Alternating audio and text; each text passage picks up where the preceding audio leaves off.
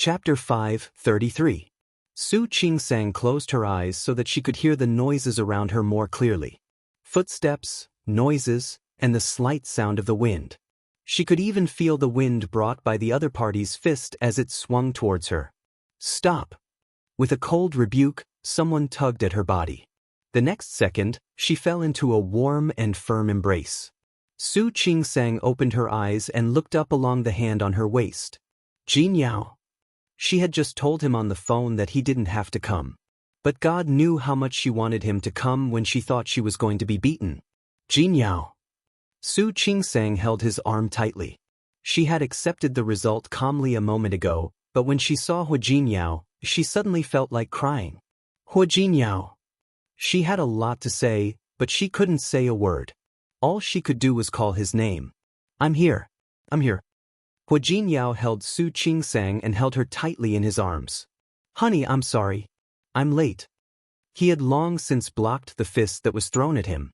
Although there were many people around, Hu Jinyao successfully protected Su Qingsang in his arms with his height advantage. He took her to a corner near the wall. He used his own body and arms to form an excellent shelter, to help her block out all the wind and rain outside. Su Qingsang clutched the front of Hu Jinyao's shirt tightly and buried her face in his chest, trying to ease her agitated emotions. Hu Jinyao let her hold him and glanced at the people in the corridor. He narrowed his eyes and looked at Lin Gang. He knew that it was Lin Gang who had attacked her. But now he was not in a hurry.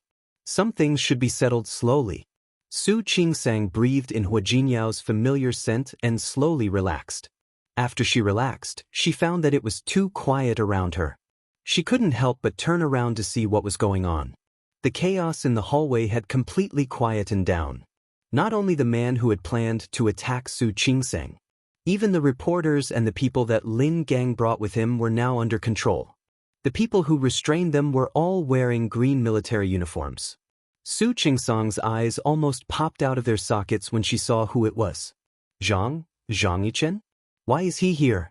Unlike before, this time, Zhang Yichen wasn't wearing his regular army uniform.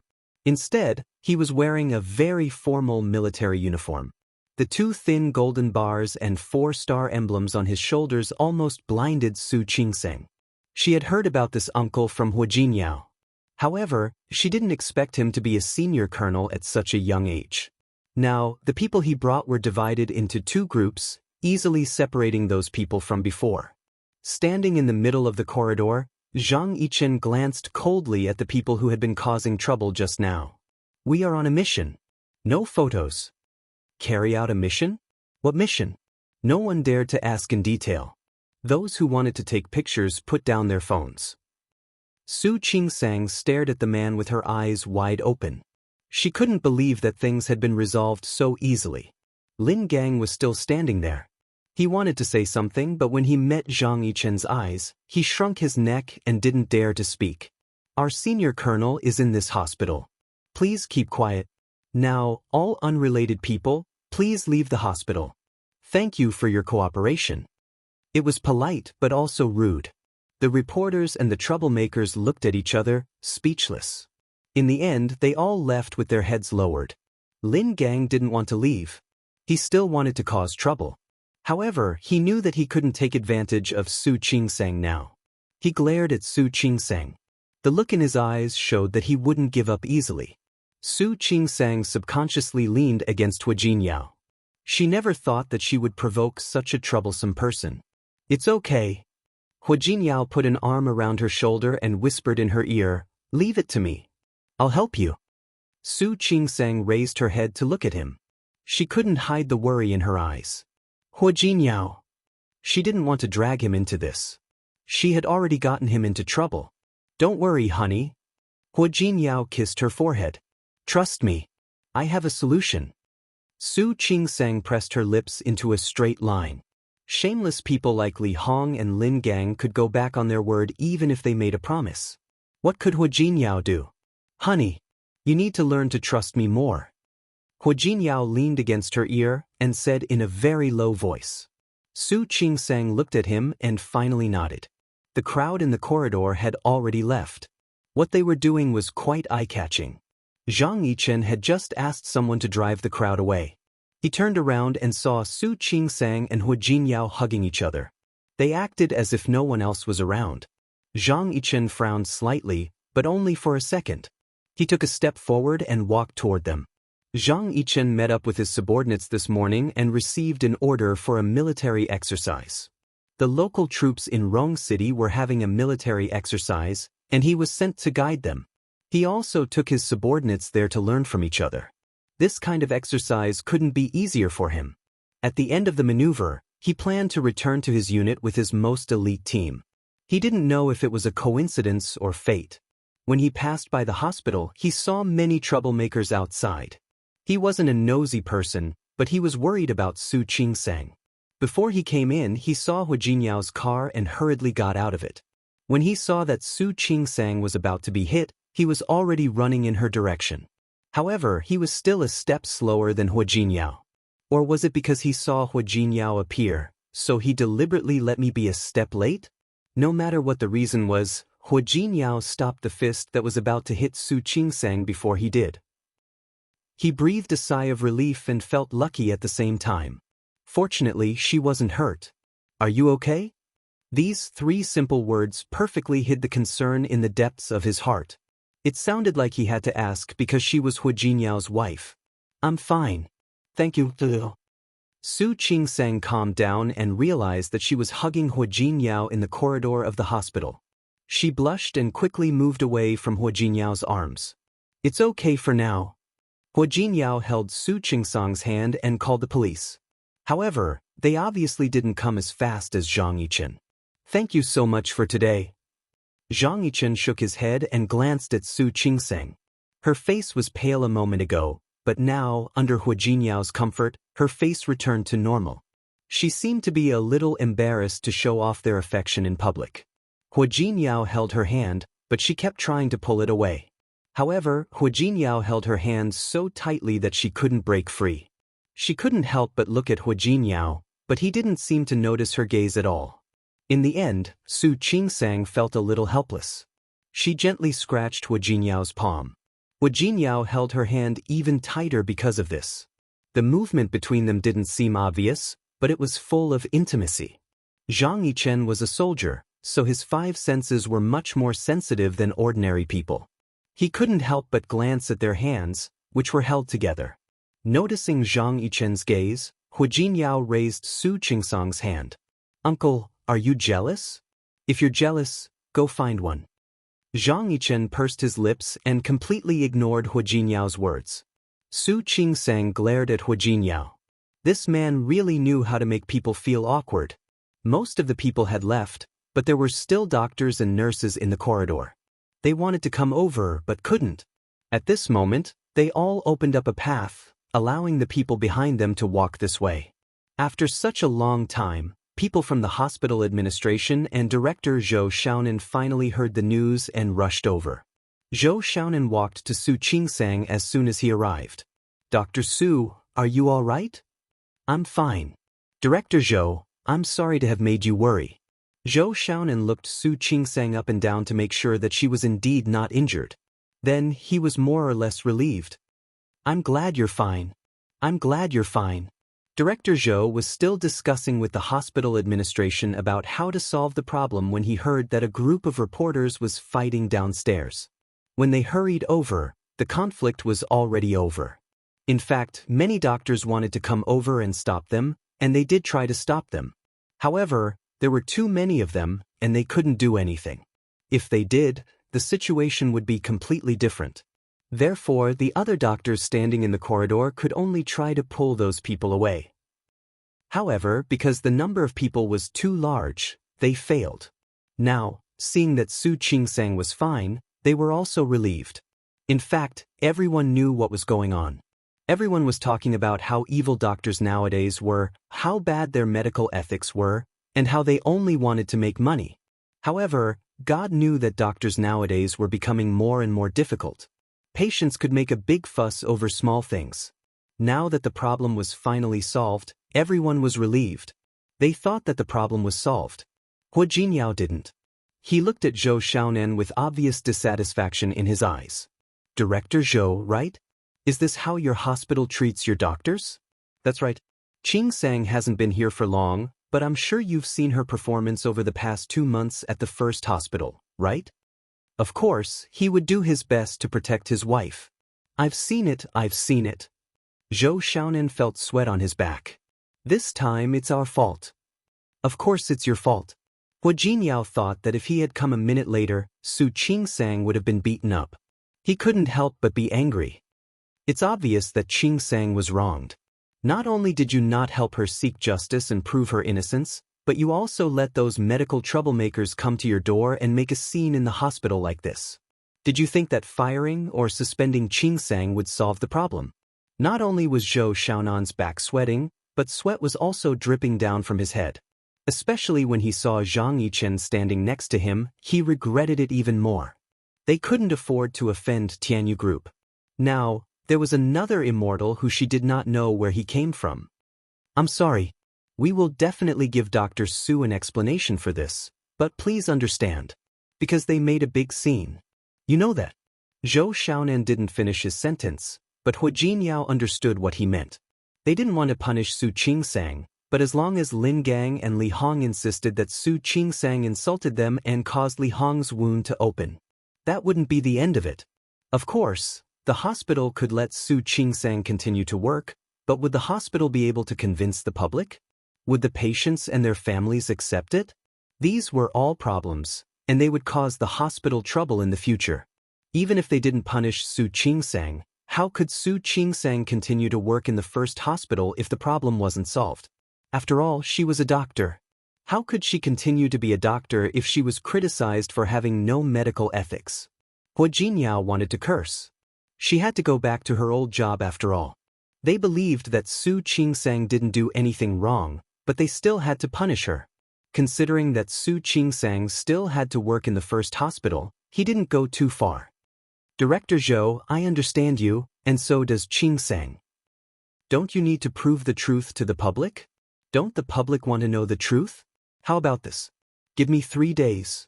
In 3 days, I will prove Su Qingsang's innocence. Thank you, Mr. Hua. Zhou Xiaonan finally relaxed and smiled. Don't worry, as long as the public believes it, we will let Dr. Su come back to work. What he meant was that even if it wasn't the truth, as long as the public believed it, the problem at hand would be solved.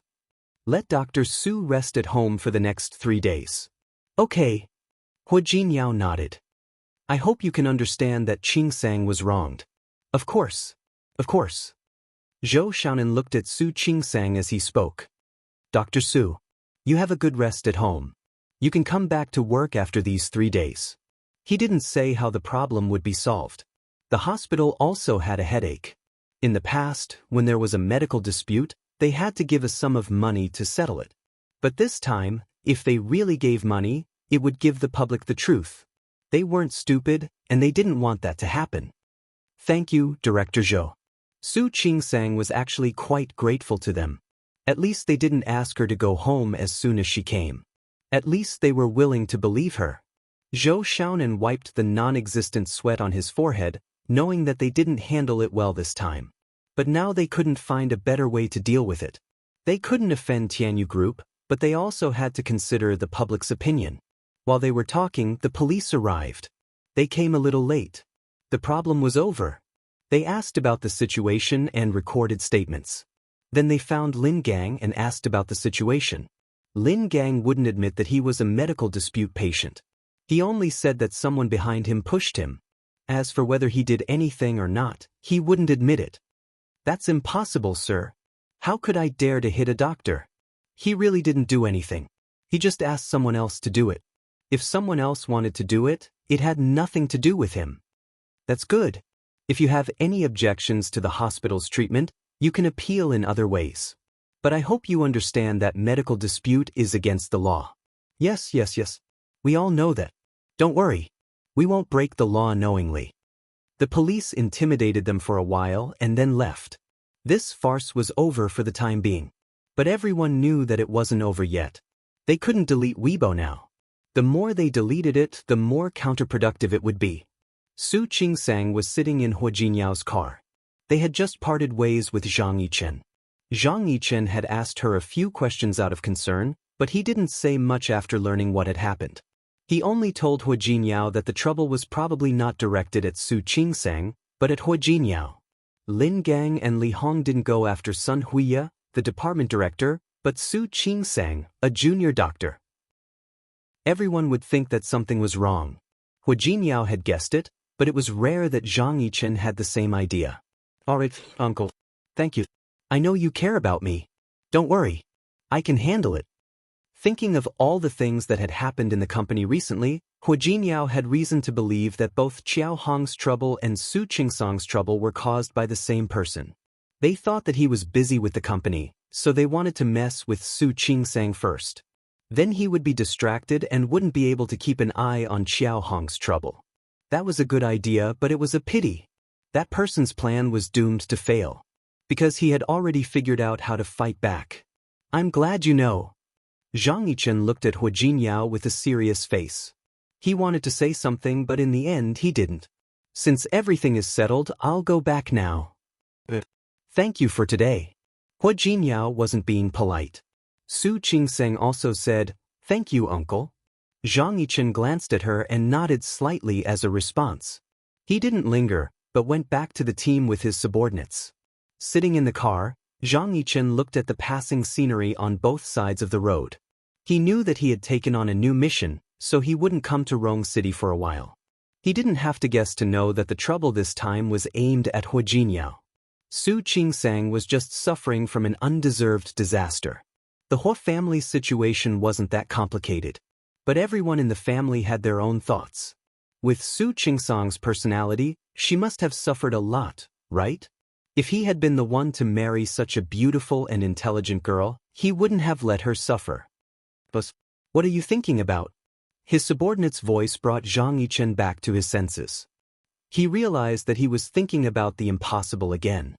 His face was a little gloomy. Boss? Zhang Yichen shook his head and didn't say anything. Those thoughts were once again fiercely suppressed by him. But some things were like that. The more he tried to suppress it, the more it would rebound. Chapter 5:34. Su Qingsang was sitting in Hu Jinyao's car. She was still a little scared when she thought about how she was almost beaten up. Thank you so much for what you did today. Su Qingsang knew that even if Zhang Yichen hadn't come, the problem would have been solved. However, Zhang Yichen had played a big part in helping those people leave so quickly and easily. Yeah. I'll buy him dinner later.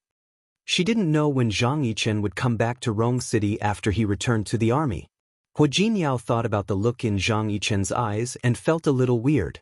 In the past, Zhang Yichen's uncle had always been a talkative person, but these days, Zhang Yichen didn't seem to like talking much. Was it because he was too tired from the mission? Well, you can invite me when you buy him dinner. He helped me after all. Hu Jinyao didn't object. The weird feeling disappeared because of Su Qingsang's words. Perhaps he was really thinking too much. Su Qingsang looked out at the gradually darkening night sky and thought of the topics related to her that were still on the hot search list. She felt a little down. Noticing her reaction, Hu Jinyao reached out and gently patted the back of her hand. Honey, I said 3 days, so it will be 3 days. Don't worry. How can I not worry? Su Qingsang looked at his chiseled face and said, people like Lin Gang and Li Hong are unreasonable. What can you do as long as they don't admit it? When the police went to record Lin Gang's statement, both Zhou Xiaonan and Director Chen had followed them to watch. They heard what Lin Gang said. He wouldn't let it go so easily. He said he would appeal to the higher authorities and make Su Qingsang pay. Lin Gang said he would appeal to the higher authorities. He won't let me go. That depends on whether he can do it or not. Su Qingsang looked out of the window and didn't notice a flash of anger on Hu Jinyao's face.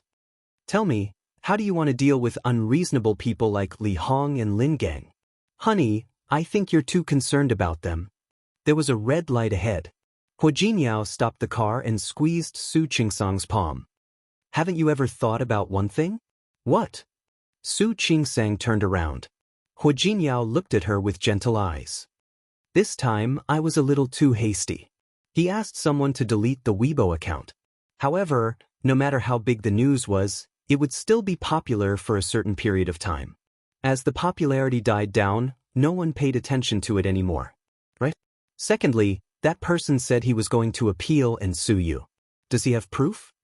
Su Qingsang furrowed her brows. She had been neglecting this crucial point. There was no one else in the ward at that time, so no one made the decision for her. But in the same way, if no one testified for her, would anyone testify for Lin Gang? He can say that you insulted the patient, but you can also say that he insulted the doctor. Two mouths for one matter. It all depends on what you say. What do you think? Lin Gang could only accuse others with his mouth. Now, those people believed that he was bewitched and his emotions were stirred up. There would always be someone who was rational. When those people came to their senses and calmed down, they would realize that this matter was just a farce. Seeing the red light in front of him change color, he stepped on the accelerator again. His last sentence was almost a whisper. However, I don't plan to let this matter drag on for too long. Although he didn't mention any names, even Tianyu Group was brought into the topic. Hua Jinyao was a very sensitive person. As early as this afternoon, when the Weibo post came out, he had already sensed that something was wrong. This time, it wasn't Su Qingsang that they were going to deal with, but him. The Weibo post continued to grow, but Su Qingsang and Hua Jinyao didn't pay attention to it anymore. The two of them returned home. Su Qingsang took a shower and changed into a set of comfortable clothes. When she came out, Hua Jinyao was talking on the phone. She didn't ask who he was calling. Anyway, this was what happened now. She just needed to trust him. At night, Su Qingsang lay on the bed and looked at Hua Jinyao, who had just come out of the bathroom. She said, "I'm not going to work tomorrow. I'll go back to the old house to visit Grandpa." Okay. Hua Jinyao thought of something else. You have 3 days off. You can also go back to Lin City to visit your mother. Spend some time with your grandfather. When you come back, I'll definitely solve the problem. He asked Su Qingsang to go to Lin City so that she could avoid it. Su Qingsang didn't have that idea. She watched as Hua Jinyao walked to the bed and sat down. She pulled his hand and placed it in her palm. I'm not going back to Lin City. You're not going to see your mother? If you want to see my mother, you can do it anytime. But now, I want to be with you. Su Qingsang looked at Hua Jinyao with watery eyes. She wasn't a fool. After such a long time, she had probably seen through some things. Even if Hua Jinyao could solve it, at this stage, she wanted to be with him. She leaned against the pillow. The dim yellow light of the bedside lamp made her face look as gentle as water. Her small hand gently held his hand. Hua Jinyao held her hand in his palm. He put it to his lips and kissed it gently. He didn't speak, and she didn't speak either. The two of them looked at each other. In their eyes, they could only see each other's shadows. With a bow sound, Hua Jinyao left a kiss on her lips. But he didn't do anything else. He turned around and got on the bed, lying down beside her. He held her in his arms. Su Qingsang pressed against his chest and found the most comfortable position in his arms. She wrapped her arms around Hua Jinyao's waist. Su Qingsang's voice was especially soft. Hua Jinyao. I think I might not be able to fully understand the operations of your company. I might not be able to help you in business like other women. But I think I can be with you. No matter what happened, no matter what she had experienced in the past, and no matter what would happen in the future. She might not be able to help, but she was willing to be with him. Hua Jinyao buried his face in her neck and smelled the faint fragrance of her neck after a bath. His words were a promise. Su Qingsang smiled and closed her eyes. Hua Jinyao got up early the next day and left. Su Qingsang didn't sleep for long either. Even though she was in a whirlpool now, she believed that everything would be fine. Just like the previous few times. According to her original plan, she went to see Old Master Hua. She hadn't sent the gift she bought in Lin City to Old Master Hua yet. Old Master Hua was very happy to see her. Qingsang, you're here? Don't you have to work today? He was old, so it was naturally impossible for him to use Weibo. So he didn't know about Su Qingsang. Su Qingsang didn't intend to tell him. She took out the gift that Li Qianxue and Old Master Li had prepared. Old Master Hua was very happy. Your grandfather is too polite. I must go to Lin City to see him when I have the chance. Okay. My grandfather also wants you to go. Definitely. Definitely. Old Master Hua laughed heartily. I'm not completely old yet. While I'm still young, I want to travel around and see. Grandpa, you're not old at all. You only know how to make me happy. I'm not making you happy. Grandpa looks very energetic. Old Master Hua smiled even more brightly. Su Qingsang also brought 2 other gifts. One was for Hua Mingguang, and the other was for Lu Tongjia. They were both picked out by Li Qianxue. It wasn't about how expensive it was, but it was just a thought. It was also very coincidental. Hua Mingguang and Lu Tongjia were also at home today. Hua Mingguang had a lot of things to do in the company recently. He had a dinner party yesterday, so he came home late and naturally got up late. Lu Tongjia had an appointment with someone to play basketball today, but when she was about to leave, that person suddenly had something to do and didn't show up. Lu Tongjia's expression didn't look good after being stood up. When she went downstairs and saw Su Qingsang, her eyebrows were tightly knitted, and her expression became even uglier. Hua Mingguang didn't have any special reaction. When Su Qingsang saw them, she immediately stood up. Auntie. In fact, this kind of address sounded very strange. It felt as if Lu Tongjia was Hua Mingguang's second wife. Lu Tongjia didn't hear anything wrong before, but this time, she felt that something was wrong. Dad, I went back to Lin City a few days ago. This is the gift my mother and grandfather chose for you. Okay. Thank you. Hua Mingguang took the box and didn't open it, but he accepted it. Su Qingsang also handed the other box to Lu Tongjia. Auntie, this is the gift my mother chose for you. Lu Tongjia glanced at the beautifully packaged box. She quickly turned her face away and didn't look at Su Qingsang at all. Su Qingsang was a little embarrassed, but she still pushed the box a little closer to Lu Tongjia. Lu Tongjia didn't respond. Hua Mingguang glanced at her with a somewhat disapproving expression. Only then did she reach out and pick up the box. Aunt Zhou, who was helping in the kitchen, came out with fruits and tea. Aunt Zhou, this is for you. Lu Tongjia picked up the box and handed it to Aunt Zhou in front of Su Qingsang. Aunt Zhou was stunned for a moment. She had seen clearly just now that this was a gift from young master's sister to Madam. Su Qingsang didn't expect Lu Tongjia to embarrass her so directly. Although she wasn't surprised for a long time, she still wouldn't be happy that something she had given out was directly given to someone else like this. Old Master Hua's brows were tightly knitted. He looked at his daughter-in-law with some dissatisfaction in his eyes. Tongjia. Hua Mingguang, who saw his father's mood, touched Lu Tongjia's arm. Lu Tongjia raised her eyebrows and looked calm. What? Can't I? Since she gave it to me, it's mine. It's mine. Don't I have the right to deal with it? She was right and no one could refute it. Su Qingsang didn't feel hurt, but she was more or less uncomfortable. However, everyone present was an elder. In the end, she chose to look down at her fingertips and didn't say a word. Old Master Hua's forehead was so wrinkled that it could almost squeeze a shadow. Hua Mingguang also had a faint expression of disapproval on his face. Lu Tongjia handed the box to Aunt Zhou again.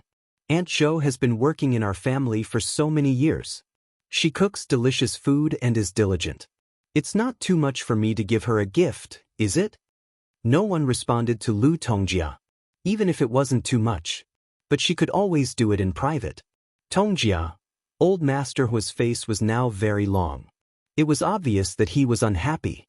Hua Mingguang wanted to say something, but Lu Tongjia stood up and stubbornly put the box in Aunt Zhou's hand. What's wrong? Did I say something wrong? Since when do I not even have the right to deal with a gift from a junior? Am I still the mistress of this family? No one answered. Even Old Master Hua didn't say anything at this time. In the past 10 years, ever since his wife passed away, Old Master Hua also admitted that Lu Tongjia was still capable. She took care of the Hua family in an orderly manner. She could also be called Hua Mingguang's good wife. The reason why Hua Mingguang was able to put all his energy into business and run Tianyu Group to where it was now was also because of Lu Tongjia. Old Master Hua didn't say anything. He glanced at Su Qingsang with a guilty expression. Aunt Zhou was still holding the box in her hand. She stood there, not knowing whether to accept the box or not. Seeing this, Su Qingsang smiled and said, "Aunt Zhou, it's okay. Since it's a gift to you, just accept it." Aunt Zhou smiled a little awkwardly. She didn't want to get involved in the fight between the mother-in-law and daughter-in-law. She bowed and left. Lu Tongjia sat down again opposite Su Qingsang. Her cold eyes swept over Su Qingsang's face. "It seems that I will soon lose my place in this family. I even have to give a gift to someone else." Really?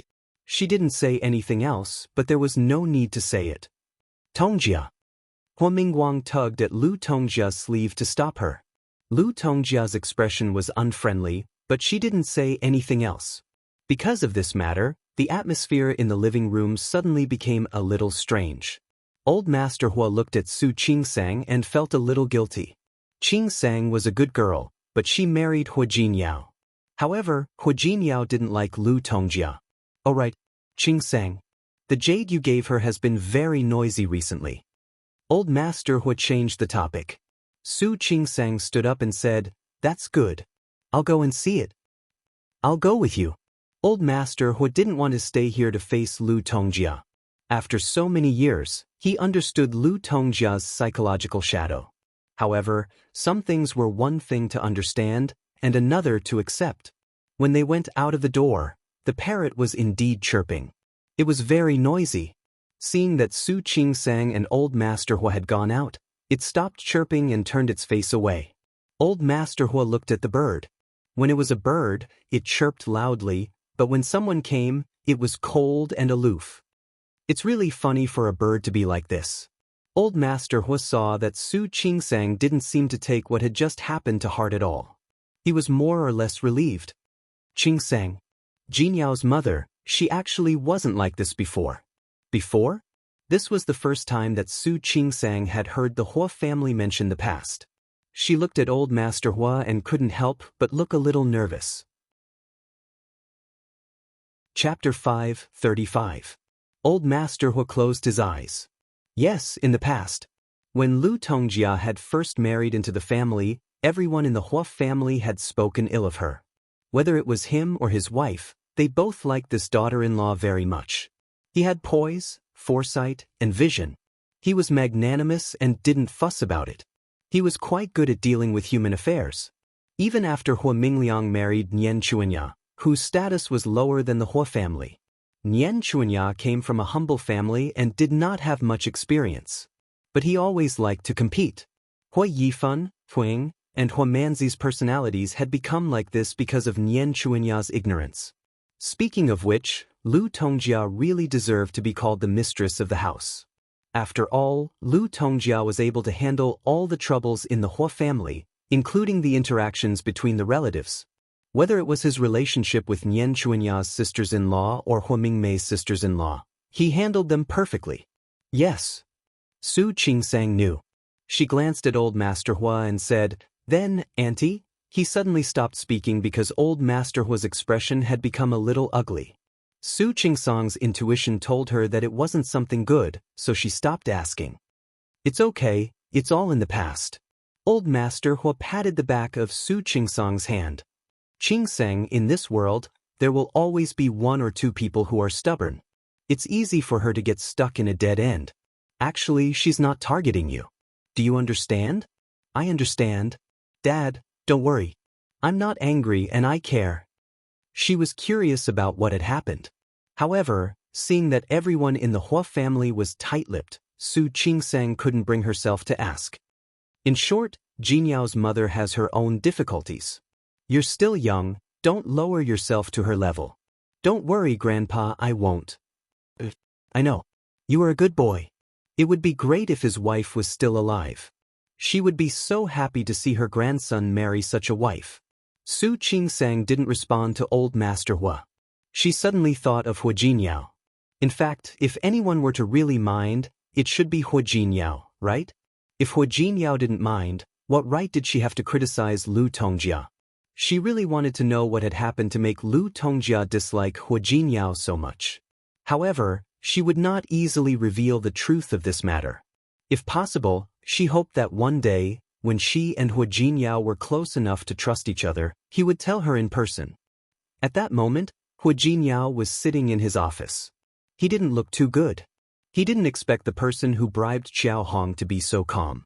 It had been a few days since the incident, but the other party had yet to contact Xiao Hong or give him the final payment. Was this really an accident? Why didn't he believe it at all? Yang Wenchang stood across the desk and looked at Hu Jinyao in silence. He felt that he was to blame for what had happened. President Hua, it might also be because of my lack of supervision. I'll keep a closer eye on him. There's no need to send more people. Hu Jinyao waved his hand. The problem was not Xiao Hong, but the person who had contacted Xiao Hong. If that person was the same person who had caused trouble for Su Qingseng, then that person might not have contacted Xiao Hong under the current circumstances. For now, you can put Xiao Hong's matter aside. Someone will keep an eye on him. You don't have to worry about it every day. But there's another matter that needs to be solved urgently. Yang Wenchang knew what Hu Jinyao was talking about without needing to say it. You mean Mrs. Hua? Hu Jinyao nodded, then told Yang Wenchang his plan. Yang Wenchang nodded repeatedly. President Hua, you're the best. Was he? Hu Jinyao didn't think so. He was just good at reading people's minds. Remember, you handle this matter yourself. Don't let anyone else do it. Yes. One more thing. Thinking of what had happened recently, Hu Jinyao's face was unusually serious. Don't let anyone else know about this except for you. Yang Wenchang understood immediately.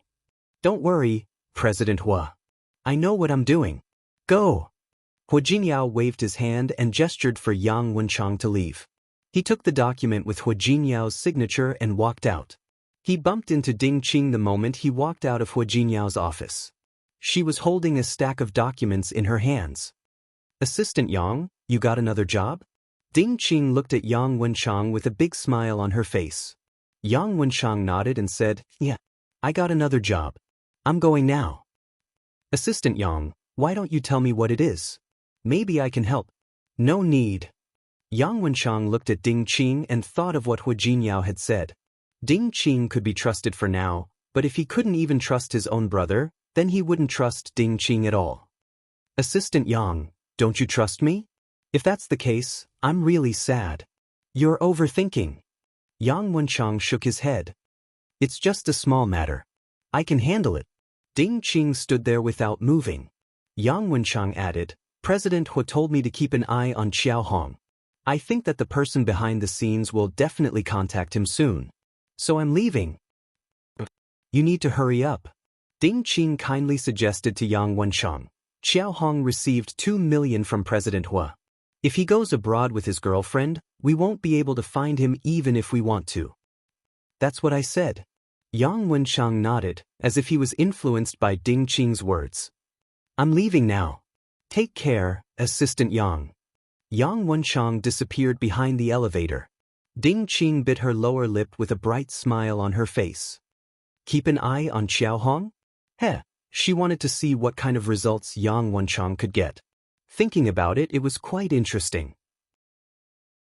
Lin Gang had been proud of himself lately. His wife was giving birth in the hospital, but all the people in the hospital treated them like servants. Recently, someone had given him a large sum of money and told him to keep an eye on Su Qingseng. He couldn't let her live a good life. That kind of thing couldn't be easier for him. Look, even Li Hong only cared about money. Now, her conscience is acting up again, and she's now thinking about money. Thinking that he would soon live in a big villa and drive a luxurious car, Lin Gang felt that he would wake up laughing even in his dreams. As a result, Li Hong became more pleasing to the eye. After all, if that T'Sich hadn't been smart enough to change her mind, he wouldn't have had the money to spend now. He was so proud of himself that he could even walk like the wind. When he was rich, no one would dare to look down on him anymore. He was so proud of himself that he almost walked with his nose in the air. Ah! He lowered his head at the sound of a girl's voice. His eyes lit up when he saw the person in front of him. Oh? Isn't this Lin Gang? What's wrong? Old classmate, don't you recognize me? The woman in front of him raised her eyebrows and looked at Lin Gang coquettishly. You are Wenfei? Looking at the expensive clothes on the man, Lin Gang's eyes widened. His eyes scanned the man from head to toe like X-rays. The diamond on her chest was real, wasn't it? And the watch on her wrist looked expensive. How come he didn't know that this classmate of his had become so successful after so many years? Yes, it's me. Wenfei looked Lin Gang up and down. Old classmate, I haven't seen you for a long time. I didn't expect you to still be so beautiful. You're too kind. Lin Gang, who had been bossy in front of Su Qingsang and arrogant to everyone else in the hospital, was smiling like a blooming flower. Wenfei used to be the most beautiful girl in the class, the most beautiful girl in the class. Lin Gang could only look up to the most beautiful girl in the class. He felt that it was blasphemy to even look at her. He didn't expect that the most beautiful girl in the class would still remember him, which made him feel so happy. Old classmate, it's fate that we met. Why don't we have dinner together? Okay. Hearing Wenfei's words, Lin Gang almost forgot that he had left the hospital to go home and buy dinner for Li Hong. Okay, let's go. Wenfei took Lin Gang to a restaurant in a 5-star hotel nearby.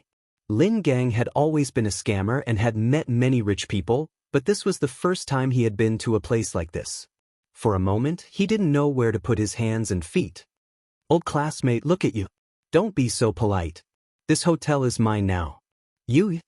Lin Gang was so astonished that his eyeballs almost fell out of their sockets. Yeah.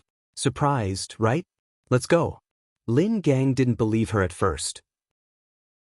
However, as he followed Wenfei into the restaurant, the waiters on both sides bowed and greeted her. Lin Gang was shocked by such a scene. He kept his body close to Wenfei's back and didn't dare to look around. Lin Gang didn't relax until they entered the private room. Wenfei acted as if she didn't notice his uneasiness. She called the waiters over and began to serve tea and dishes for Lin Gang. She didn't even look at the menu and directly asked them to serve the most expensive dishes in the restaurant. Old classmate, this lobster from Australia was just flown in today. It's fresh. I hope you like it. Wenfei said it politely, but the carelessness in her tone shocked Lin Gang. How come? Australian lobster? He had only seen it on TV. How could he have the chance to see it in real life? And a bottle of 1982 Lafite, Wenfei said with an embarrassed look on her face. Old classmate, I'm really sorry. In fact, this Lafite is very famous. In fact, there are many European wineries that have better wines than Lafite. However, Lafite is very famous in China. It can't be helped. Some people just like its name. Please don't take it to heart. No. Lin Gang didn't know where to put his hands and feet again. Australian lobster, 1982 Lafite. Top French foie gras. These ingredients that Lin Gang had only heard of but never seen were brought to the table one by one. Like a noble lady, Wenfei held the knife and fork elegantly and taught Lin Gang how to use it. She didn't dislike it at all. At first, Lin Gang felt uncomfortable. After 2 glasses of wine, he relaxed. Wenfei didn't dislike him at all. Instead, she was very gentle. She also taught him how to use the knife and fork, how to taste wine, and how to eat Australian lobster. Lin Gang's eyes lit up. Wenfei, I didn't expect that you could become like this. What's wrong? Are you surprised? Yes, I'm surprised. I still remember that your family was not very rich in the past. In fact, everyone was similar. But compared to the current situation, it was very ordinary. I didn't expect that either. Wenfei picked up the wine in front of her and gently swirled the glass. She seemed to be very emotional. What's wrong? Miss Wen, you are so good now. Why are you still unhappy? Wenfei looked at Lin Gang's red face and sighed. She didn't look as happy as before. Instead, she looked sad. Lin Gang had drunk a lot of wine, so he was no longer as cowardly as before. Even the way he addressed her changed. Miss Wen, if you have any difficulties, just tell me. I can do it. I promise I will help you. Although I can't help you much with my ability and my current situation. You may dislike me. Old classmate, what are you talking about? I don't have the right to dislike others now. You don't have the right to dislike others with your current situation? Look at me. Those people should be disliked by you. Miss Wen, what do you mean? When Faye put down the glass and sighed. We are classmates. There is nothing to be ashamed of. I'll be frank with you. Now, I really want to listen to other people's advice. Go ahead. I'm listening. To show that he was listening to her carefully, Lin Gang shook his head and patted his face to make himself more clear-headed. After sighing, Wen Fei finally began to talk. It turned out that the hotel belonged to her, but it was actually her husband's. Why did her husband give her this hotel? To make up for it. She got to know her husband by accident. At first, she thought he was a poor boy. Later, she found out he was rich. She didn't deserve him, but her husband treated her very well. She became a rich young lady that everyone envied. The only problem was that she and her husband had been married for many years, but they never had a child. Her mother-in-law used to push her a lot. Later, when she found out she didn't want to have a child, she began to make things difficult for her. Because she couldn't have a child, she endured it all. Her husband was a good man. He treated her very well. For her sake, he always went against her mother-in-law. However, she didn't expect that until this year, the 10th year of their marriage, she finally found out by chance that her husband had azoospermia. In other words, the reason why she couldn't have a child was not because of herself, but because of her husband. Knowing the truth, she was sad. Although she really wanted a child, she accepted her fate. She just couldn't have a child. She had a good relationship with her husband. The two of them were happy to live together. However, when her mother-in-law found out that the person who couldn't have a child was her husband, she came up with a bad idea. Her mother-in-law wanted her to borrow her brother-in-law's seed and have a child. How could Wen Fei agree to such a ridiculous idea? She refused. No matter how her mother-in-law threatened or tempted her, she refused without hesitation. However, her mother-in-law was angry. Her mother-in-law wanted her to divorce her husband. Her husband loved her, but her mother made a big fuss. He really couldn't have a child. In the end, he agreed to the divorce, but he gave her this hotel as compensation. He said that she wasted 10 years of her youth, so he gave her a hotel as compensation. He hoped that she could find a man who could have a child and treat her well. Then they could live happily. When Fei picked up the glass and took another sip. Tell me, how can I be happy now? My husband is gone. I don't have a child. My husband asked me to find another one. But he was so good to me. Where else can I find a better man than him? After a few more glasses, Wen Fei cried, Why? Why is my life so hard? Why can't I have a child? If only I could have my own child. If only my husband could have a child. How wonderful would that be? Lin Gang was drunk.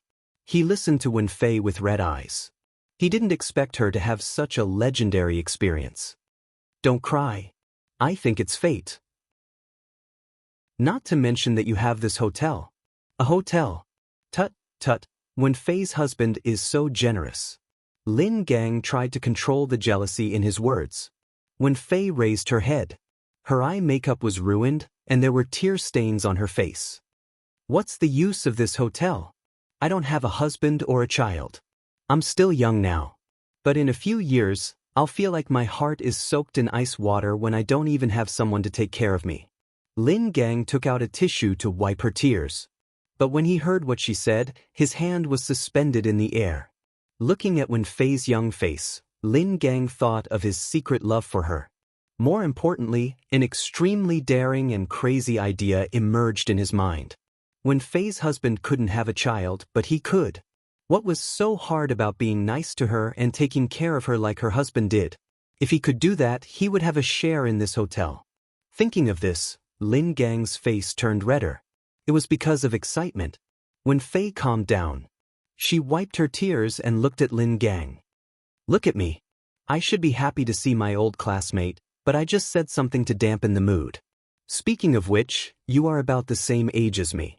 You should be married and have children, right? Looking at Wen Fei's teary eyes, Lin Gang couldn't suppress the crazy idea he had just had. I'm married. But, what's wrong? Old classmate, if you have any difficulties, you can tell me. I promise I'll try my best to help you. Speaking of which, it's really unfortunate. I've been married to my wife for years. She finally got pregnant this year. But she was hit by a car last month. 2 lives. Poor me. Lin Gang couldn't make up the rest of the story, but it didn't affect his acting. He lowered his head and pretended to cry. When Fei looked at him with sympathy. I didn't expect it, old classmate. We're in the same boat now. As she spoke, she took out a tissue to wipe Lin Gang's tears. She saw that he was still unhappy. She patted the back of his hand.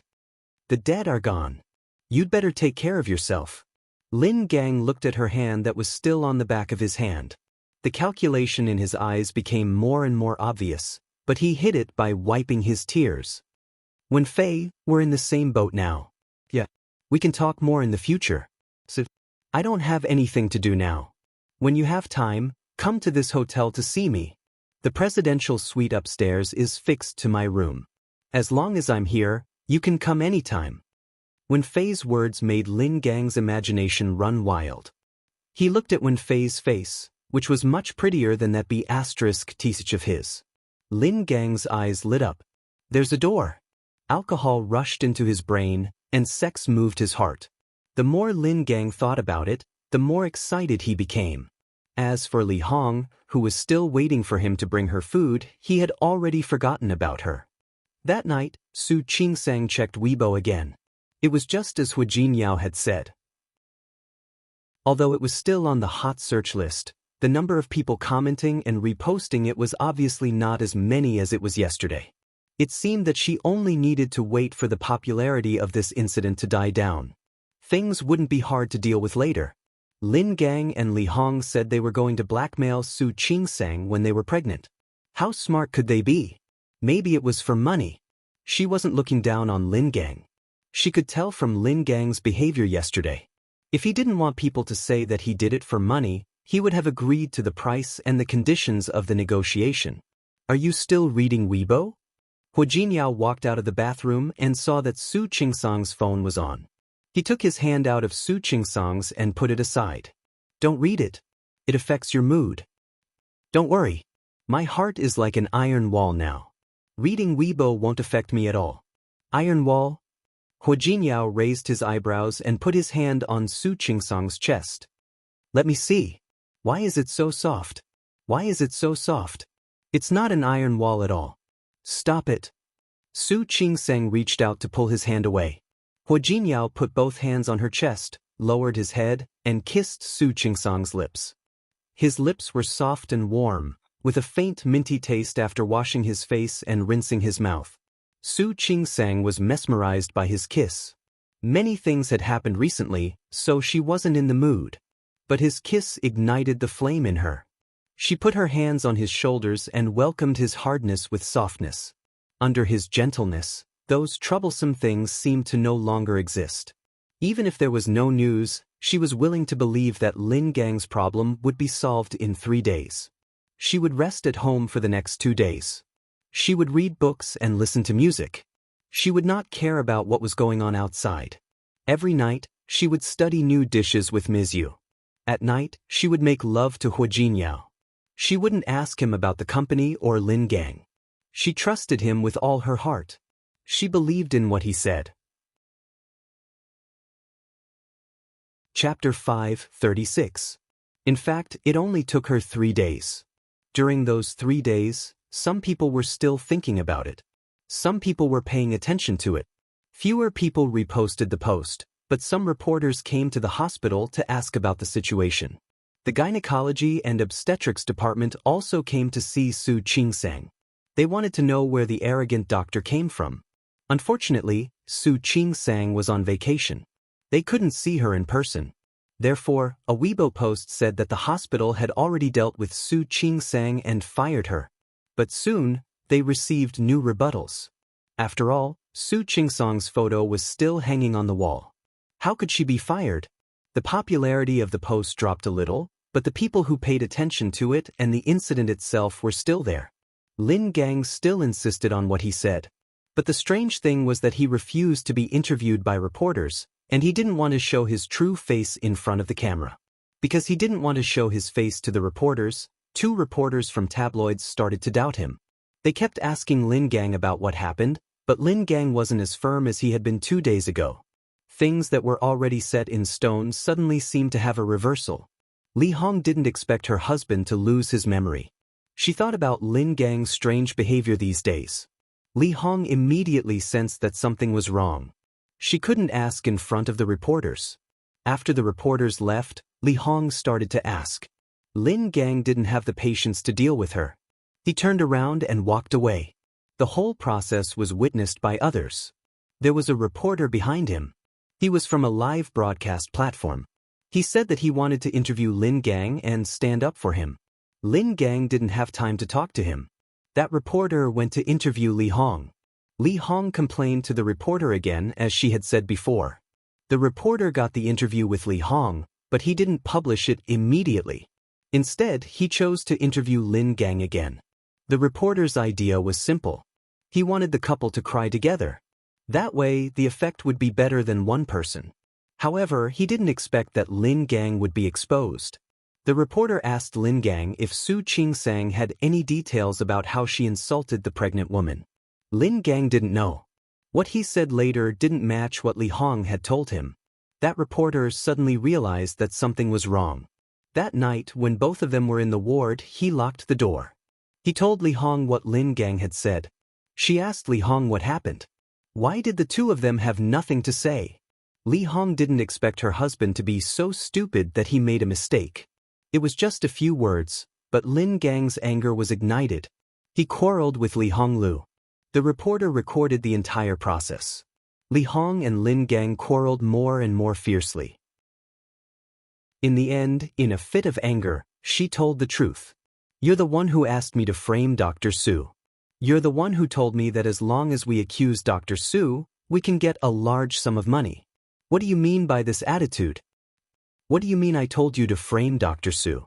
Aren't you greedy for money yourself? If you weren't greedy for money, would you have tried to scam someone and gotten hit by a car? Why would I do that? Isn't it because you asked me to? You're not the one who asked me to frame Dr. Su. Didn't you also ask me to frame him?" Li Hong was furious. She didn't expect that Lin Gang would put all the blame on her. "If you didn't ask me to lie for money, would I have done such an ungrateful thing? Dr. Su was her lifesaver. You did what I asked you to do? You did what I asked you to do? Why didn't you do it when I asked you to die?" Lin Gang was so angry that he slapped Li Hong across the face, regardless of whether she was still recovering from her confinement or not. The reporter sitting in the ward widened his eyes and looked at the breaking news in front of him. He was so shocked that his jaw dropped. This reporter wasn't an ordinary reporter. He already had some fans on this live broadcast platform. From the moment he entered the ward to the moment he interviewed Lin Gang and Li Hong, he had been live-streaming the whole thing. From the moment he entered the ward to the moment he interviewed Lin Gang and Li Hong, he had been live-streaming the whole thing. What else couldn't he understand? The two of them were making a scene in the hospital. A shameless and shameless one at that. Li Hong was weak. She was no match for Lin Gang. Lin Gang slapped her several times. Lying on the bed, her face was pale, but she was unwilling to admit defeat. All she could do was to cling to Lin Gang and accuse him. Lin Gang even forgot that there was a reporter in the ward. All he cared about was venting his anger. Seeing that Li Hong was about to die, the reporter hurried to call the doctor. He never turned off the camera on his phone. Now, not only did Lin Gang slander Su Qingsang and a medical worker, but he also used domestic violence. The number of people who reposted the news on Weibo was equal to the number of people who had been cheated. Soon, some of the car owners who had been blackmailed by Lin Gang and Li Hong stood out. They said that they knew Lin Gang and Li Hong and that they were professional blackmailers.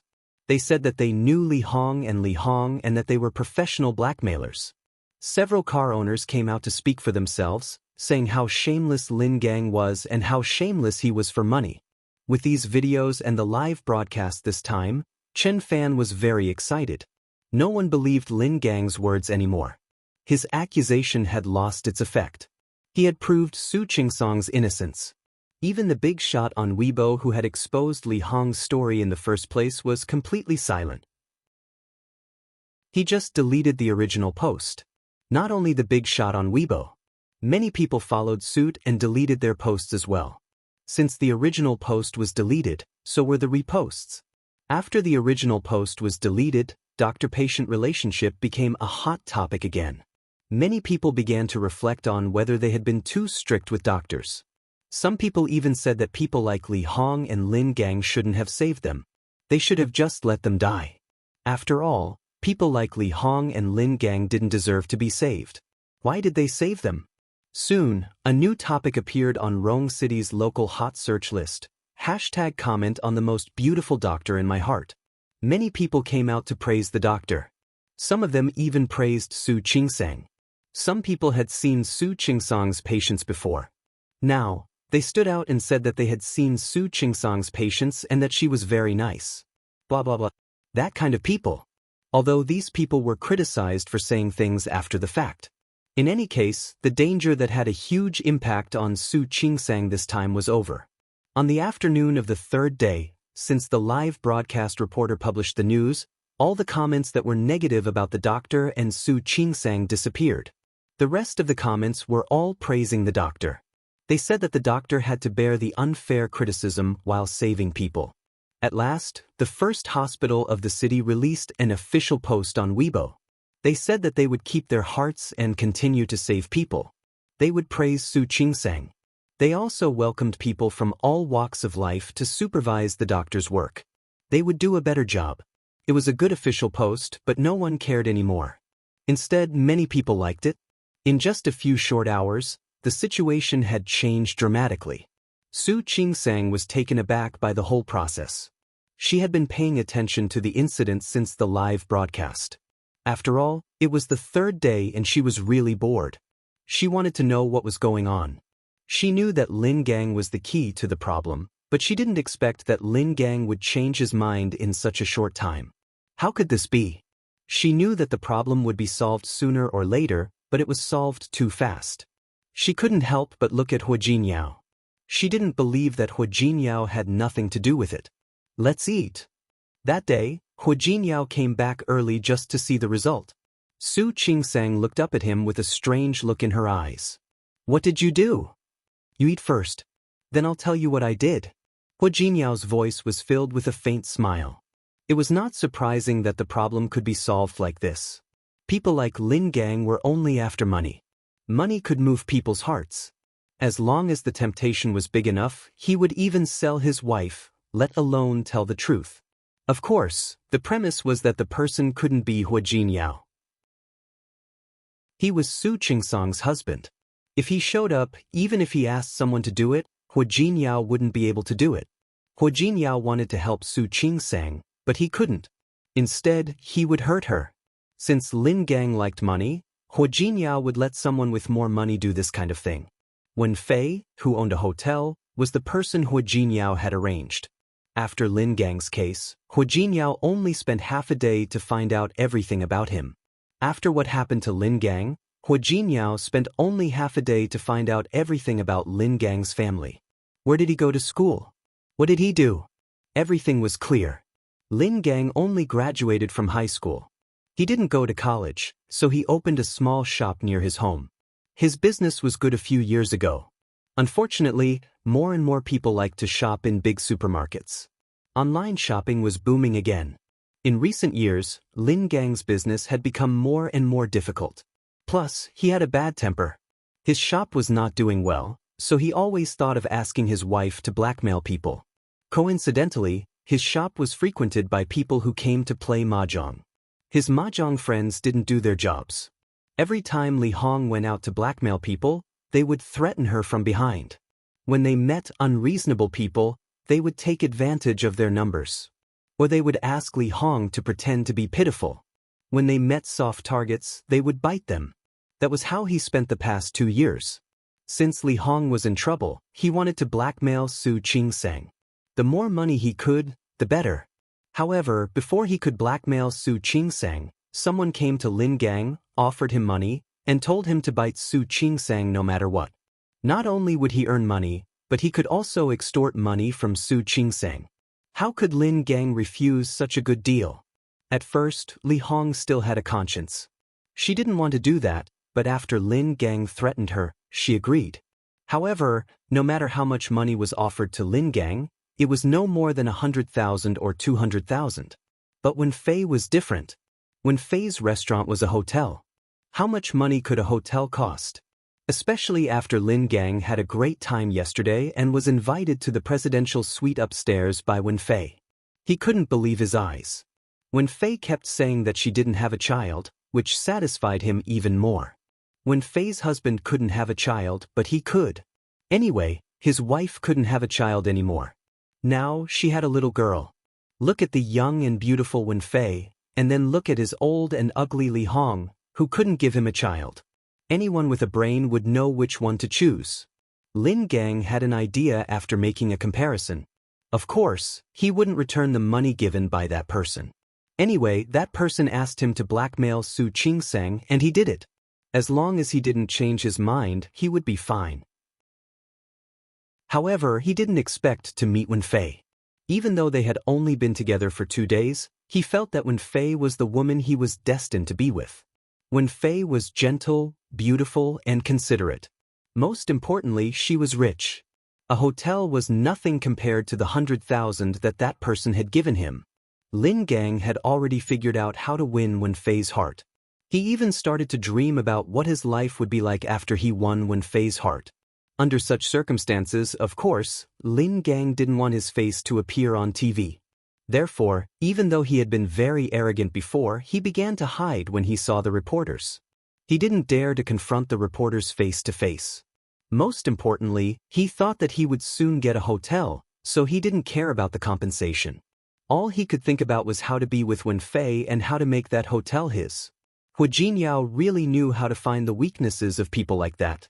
Maybe Lin Gang thought that it was too easy to mess with Su Qingsang. He felt proud. He felt that it was time for him to change. He didn't believe that it was a trap for him at all. It was precisely because of Wenfei's existence that he found his wife more and more unpleasant to the eye. He told Wenfei that his wife was dead, and that was what he really thought. Now that everything was over, he would soon have a new happy life. Of course, he thought that Li Hong made her angry. People like Lin Gang were carried away by success. Especially after Wenfei seemed to hint at him a few times, he felt that he had more hope. He went to a 5-star hotel every day. He was called boss, had a beautiful woman by his side, and would have a son to inherit his family. Lin Gang had fallen into such a sweet dream. He didn't think about the illogic of it at all. Or maybe it was the dream he had when he was young, or his obsession with Wenfei made him ignore the illogic. He didn't even think about why Wenfei would want to be with him, considering his current situation. That's it. Su Qingsang stared at Hu Jinyao with her eyes wide open. She couldn't believe that the problem could be solved so easily. What else? He trusts people too easily, doesn't he? Su Qingsang felt that it was a bit magical. Chapter 537. Su Qingsang thought it was too easy for Lin Gang. It's not easy. That's not an ordinary person. She's the goddess of his school. She was the prettiest girl in his class. Hu Jinyao didn't think that Lin Gang trusted people easily. He just had the right time, the right place, and the right people. Oh, right. How do you know that Wenfei is the prettiest girl in his class? Hu Jinyao looked at Su Qingsang's twinkling eyes, which were like stars in the night sky, and smiled. Kiss me and I'll tell you. Not serious. Su Qingsang looked at him, but didn't kiss him. She thought of something else. Well, you also said that Wenfei was the one who asked her to approach Lin Gang. What if Lin Gang doesn't let her go? I said, kiss me and I'll tell you. This guy is really... Su Qingsang leaned over and kissed him. Hu Jinyao didn't think it was enough, so he held her and kissed her deeply. He didn't let her go until she was out of breath. He could kiss her if he wanted to, but he liked to see her blush. Her shy and angry eyes were especially attractive. Hu Jinyao couldn't help but lean over and kiss her cheek again. Can you tell me now? I was too naive when I deleted the Weibo post that day. Later, when the news got out, I asked Yang Wenchang to investigate Lin Gang. It didn't take long to find out everything about a person like Lin Gang. It turned out that Lin Gang had been thinking about Wenfei for the past 3 years in high school, instead of focusing on his studies. But Wenfei didn't like him. This was an excellent point of use. If it were someone else, it might work, but it wouldn't be so fast. Lin Gang was a young goddess, and he didn't have a child. Lin Gang just happened to want a child. All the conditions met Lin Gang's needs. Under such circumstances, it was too easy to make him fall in love with Wenfei. As long as Wenfei took him to her hotel, for a visit and a meal, he would fall in love with her.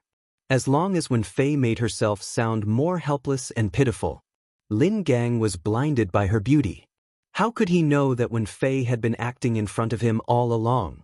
He was more willing to believe what he saw with his own eyes, seeing Wenfei being addressed as Boss Wen. Then he looked at Wenfei, who was dressed in famous brands and had an elegant demeanor. How could he have known that Wenfei was faking it all? This was much easier than sending people to deal with people like Lin Gang. Su Qingsang nodded and looked at Hu Jinyao with eyes that were much brighter than before. "You're amazing." He was able to investigate so many things in such a short period of time, and even arrange for Wenfei's appearance in such a short period of time. Most importantly, there was no trace of an arrangement, and Lin Gang believed it. This was already very impressive. Hu Jinyao's lips curled up, and there was a faint smile on his handsome face. Hugging her waist, he gave her another kiss on the cheek. "Wife, please continue." "Continue? Keep complimenting me. I love to hear it." Su Qingsang looked at him. She didn't roll her eyes like she usually did. Instead, she put her arms around his neck and looked into his eyes. "I can't. Even if you can't, you still have to." Hu Jinyao put his hand on her waist and said threateningly, "Tell me." All right. You're the best." "Who am I?" Hu Jinyao's hands slightly tightened. How could Su Qingsang not know his special skill? She was afraid that he would tickle her, so she hurriedly begged for mercy and told him what he wanted to hear. "My husband is the best." "What else?" "My husband is the most handsome." "What else?" Hu Jinyao moved his face closer to hers. Su Qingsang was very embarrassed. "My husband is the best." Okay? She really couldn't find the words to say. Even if she really wanted to compliment him, she couldn't handle the situation. Hu Jinyao slightly narrowed his eyes. He felt that this compliment was completely true to his name. "Wife, do you think I'm not the best?" His hand on her waist gently moved to the back of her waist. Su Qingsang couldn't be clearer about the reason for the sudden change of direction. "Yes, I'm the best. I already said it." "Nothing. I just feel that since you're so sure of my ability, I should do my best. Of course, I have to perform well. Don't you think so?"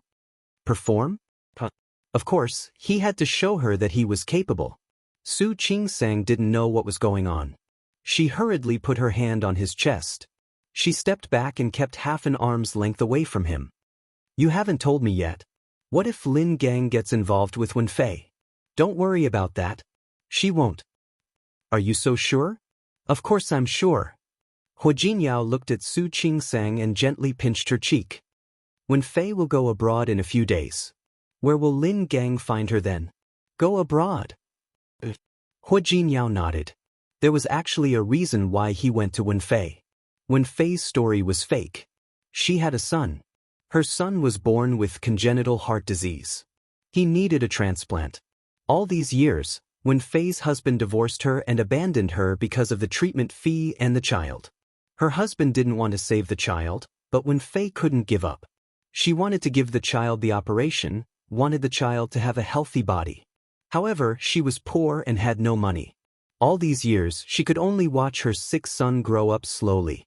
Finally, last week, she received news from the United States that there was a suitable heart source. But she needed money. Wenfei was so anxious that her hair turned white.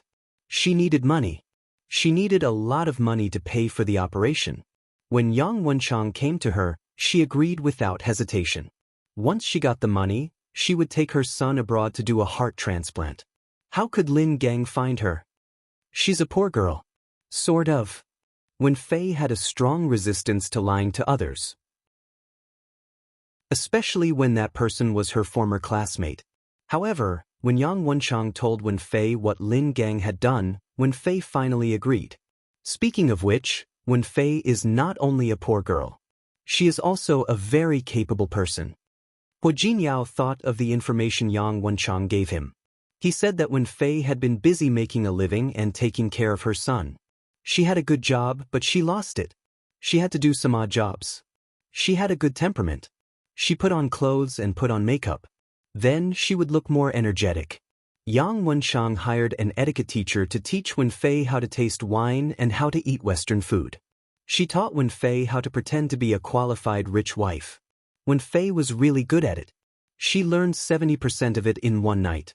If she had been dining with people from the upper class, it would have been obvious. However, it was Lin Gang, so it was impossible to tell. She's quite capable. Hua Jinyao nodded. Wen Fei came from an ordinary family. She had studied business. If she hadn't been a burden to her son and her husband, she would have achieved great things in her career. Since you admire her so much, why don't you invite her to work in your company? Su Qingsang said that not because she was jealous. She simply thought that Wen Fei's life was quite amazing. She was born with such qualifications, and she wasn't blinded by money. She didn't give up on her son and took responsibility. Su Qingsang had a good impression of Wen Fei even though they hadn't met. So, Yang Wenchang is the one who admires her.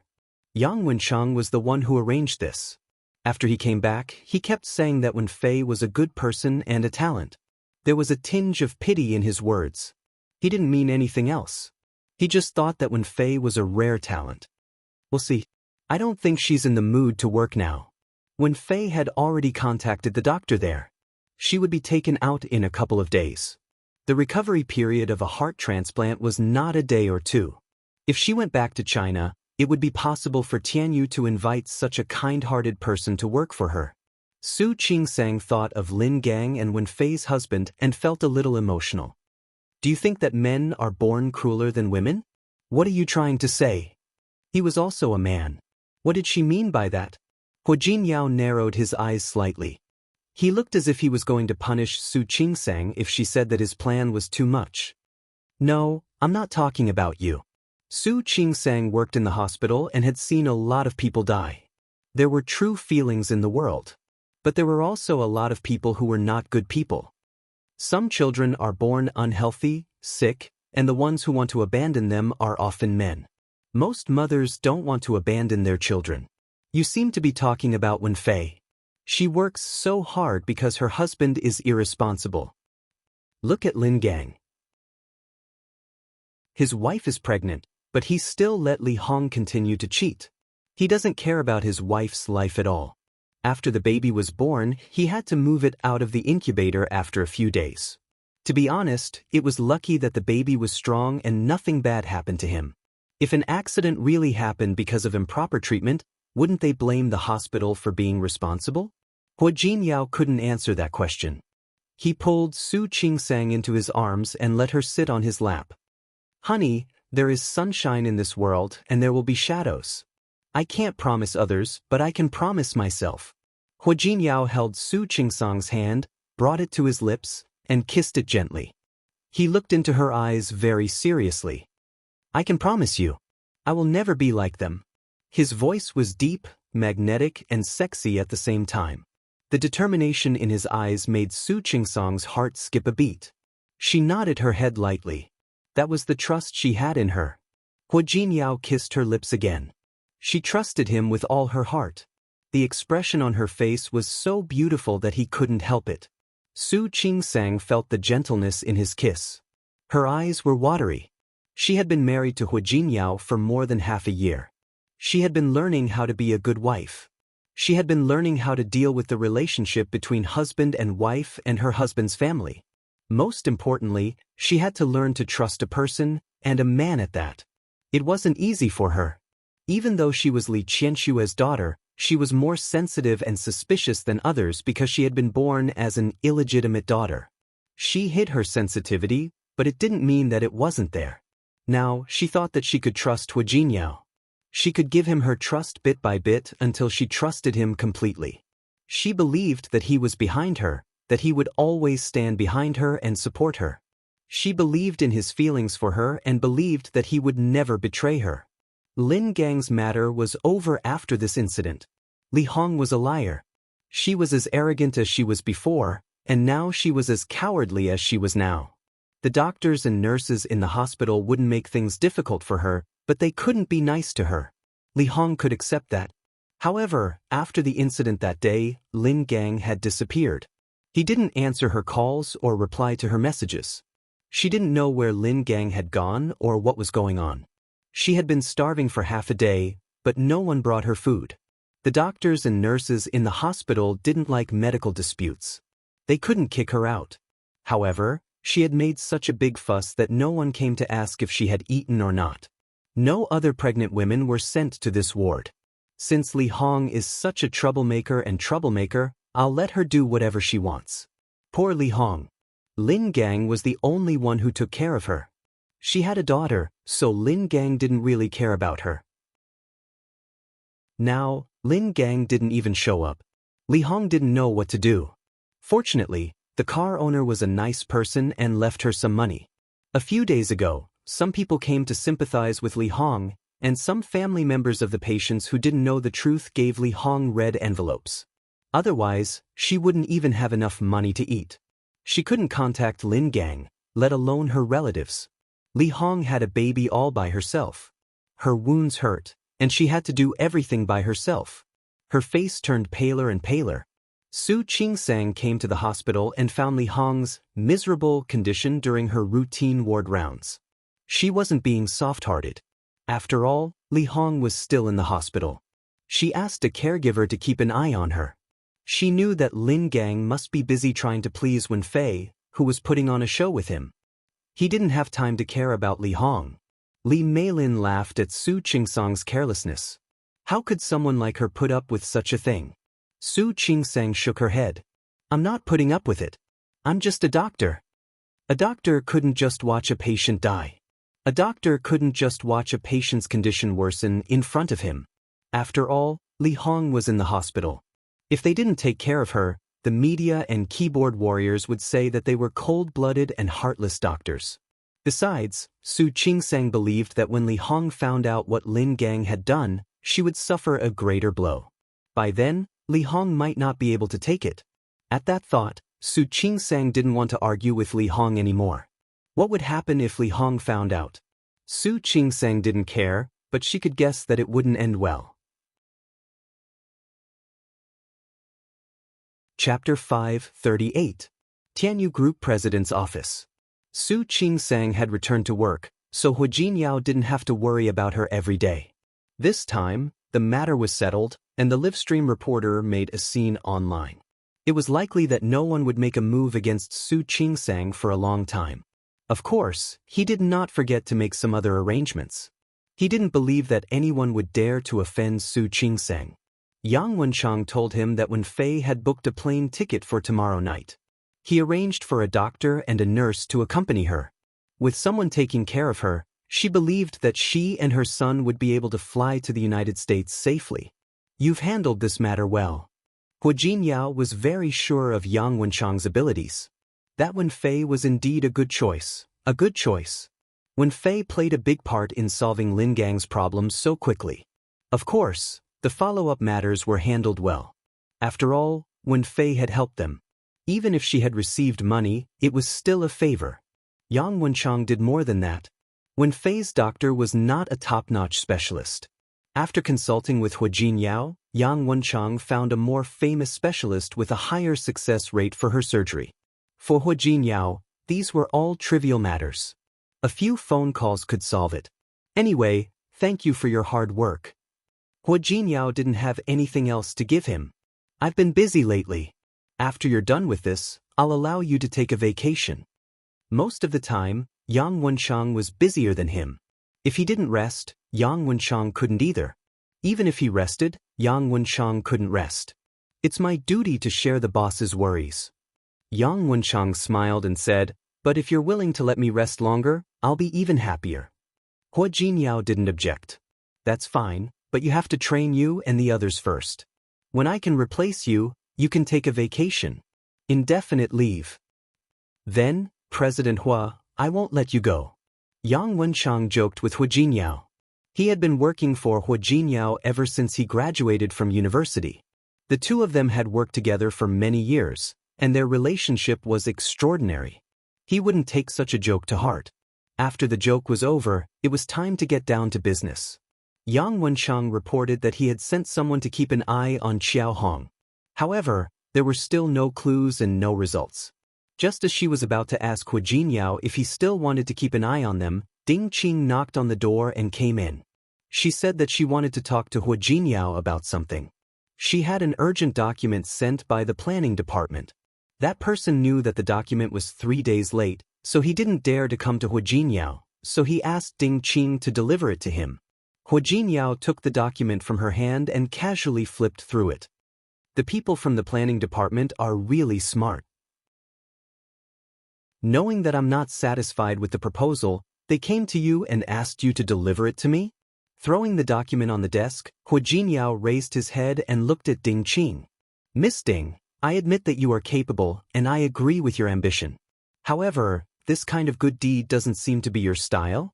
They're all colleagues. Ding Qing smiled brightly. She knew that the proposal didn't pass the test again, so she didn't say anything. She picked it up and said, I'll help you if I can. You won't mind, right? Hu Jinyao didn't answer her question. He looked at Yang Wenchang and said, I agree with what you just said. There's no need to keep an eye on Xiao Hong anymore. President Hua? We've been watching it for more than a week. If he wanted to expose himself, he would have done it long ago. It's just a waste of time and energy to keep watching him. Yang Wenchang nodded. Hu Jinyao glanced at Ding Qing and asked, Anything else? Ding Qing took the document and walked out of the office. The moment she opened the door, she heard Hu Jinyao say, I have another thing that I need you to do. It's much more important than Xiao Hong's. She frowned. She almost wanted to stay and listen to the whole thing. After all, she didn't want to offend Hu Jinyao. However, what could be more important than Xiao Hong's? Ding Qing walked out. Hu Jinyao signaled Yang Wenchang with his eyes to check if the office door was closed. Yang Wenchang didn't understand. He walked up to check and stood back in front of the desk. President Hua? What is it? Hu Jinyao looked at Yang Wenchang and suddenly put on a serious face. Keep an eye on Xiao Hong and send more people than before. Keep an eye on him from all directions. If you can have his phone tapped. I believe we'll get the results soon. President Hua? Yang Wenchang didn't understand what Hu Jinyao meant. Hu Jinyao didn't say that. Yang Wenchang was a smart man. Ding Qing was in the office just now. Did Hu Jinyao say that on purpose? President Hua, are you suspecting Ding Qing? Yang Wenchang was shocked. Hu Jinyao narrowed his eyes. He subconsciously tapped his fingers on the desk. Hu Jinyao didn't want to use that word. Just do as I say. Also, check on Ding Qing. It's best if you can find out who she's been in contact with. Yes. Yang Wenchang hadn't found anything wrong with Ding Qing in the past few days, but since Hu Jinyao said so, there must be something wrong. After Yang Wenchang left, Hu Jinyao looked at the document that Ding Qing had just given him. He couldn't deny that Ding Qing was good at her job. However, no matter how good she was, if she wasn't loyal, he wouldn't want her. It didn't matter, though. He would soon find out whether she was a human or a ghost. Su Qingsang was in a good mood. The problem was solved. Su Yusin and Shi Mengwan both called to ask about her. It was a big deal, but it was solved quickly. Su Yusin was relieved when he heard that it was Hu Jinyao who helped. After the incident, the leaders of the hospital all came to the gynecology and obstetrics department to visit her, saying that she had been wronged. They also praised Su Qingsang at the hospital meeting, saying that she didn't care about personal gains and losses. They said that she didn't care about the past and treated the patients' families like family members. Su Qingsang knew that the hospital didn't want to offend anyone. She had just been in the hospital for a short time. How could she deserve that kind of praise? She didn't take it to heart. She continued to work, and perform surgeries. Every day she was busy. She was busy, but Hu Jinyao wasn't idle either. She noticed that he was even busier than before. A few more days passed. Li Hong's wound was almost healed. She could leave the hospital. However, there was a problem. Lin Gang didn't show up. No one paid the rest of the bill for Li Hong, so she had to stay in the hospital. She kept calling Lin Gang and asked her neighbor to tell Lin Gang about her. Lin Gang finally showed up. He paid the hospital bill, left 50,000 yuan, and ran away after saying that he wanted a divorce. Li Hong screamed in pain. She held Lin Gang's hand tightly and didn't want to let go. She couldn't believe that Lin Gang would be so heartless as to leave her and her daughter behind. Lin Gang, you will die a horrible death. You encouraged me to blackmail you, and it was also your idea to slander Dr. Su.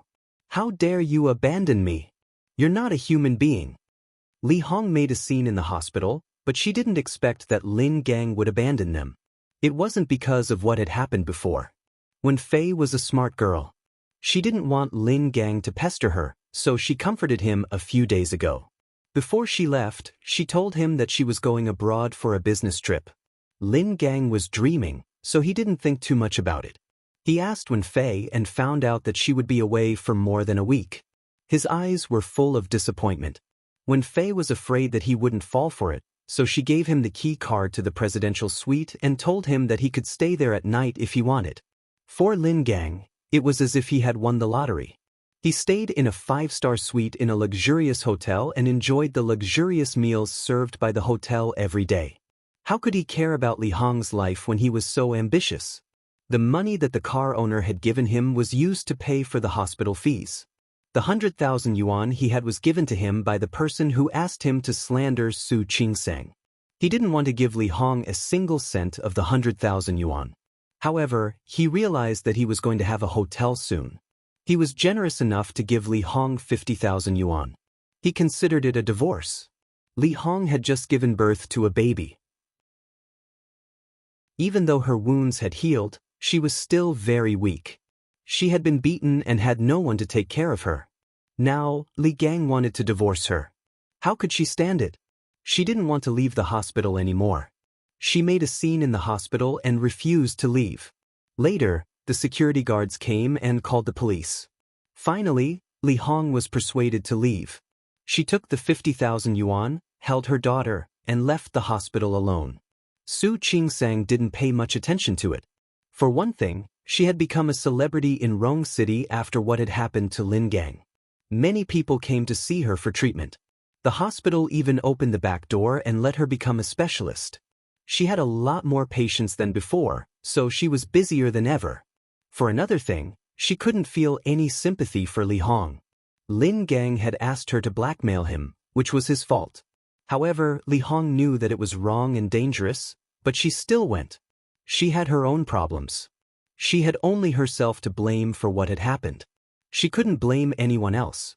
On the other hand, Yang Wenshang, who had been lying low for a while, finally got the information that Hu Jinyao wanted.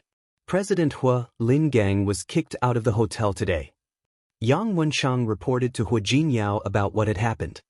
He got off lightly.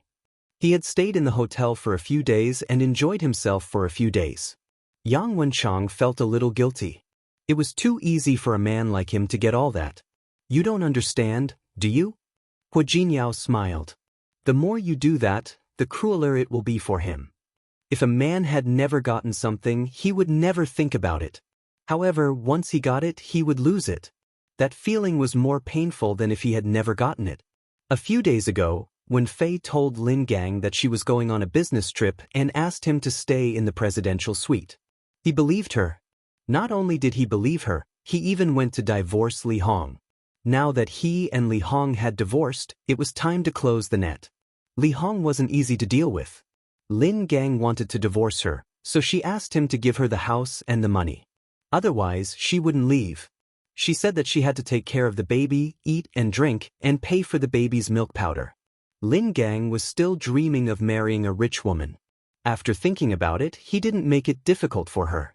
He gave Li Hong the money and the house. After that, the staff at the hotel got the news as well. When Lin Gang went back to the hotel, he was told that the presidential suite had expired. The staff asked him if he wanted to renew it. Lin Gang was dumbfounded. He couldn't believe his ears, so he kept arguing with the staff at the hotel. He said that the hotel belonged to Wen Fei and that Wen Fei was his friend. Why did he have to pay? The staff of the hotel were confused. Who is Wen Fei? The hotel was booked by someone else, and the name wasn't Wen Fei's. Wen Fei wasn't the owner of the hotel either. When Wen Fei came that day, Did you call her President Wen? We have a general manager or a boss here, and they all call him boss. Lin Gang wasn't convinced by the staff's explanation, so he started arguing. In the end, even the police came. After a while, he realized that he had been tricked. Just like Li Hong, he cursed loudly in the hotel. However, he was taken away by the hotel security and the police. Now Lin Gang was crazy. He was looking for Wen Fei everywhere.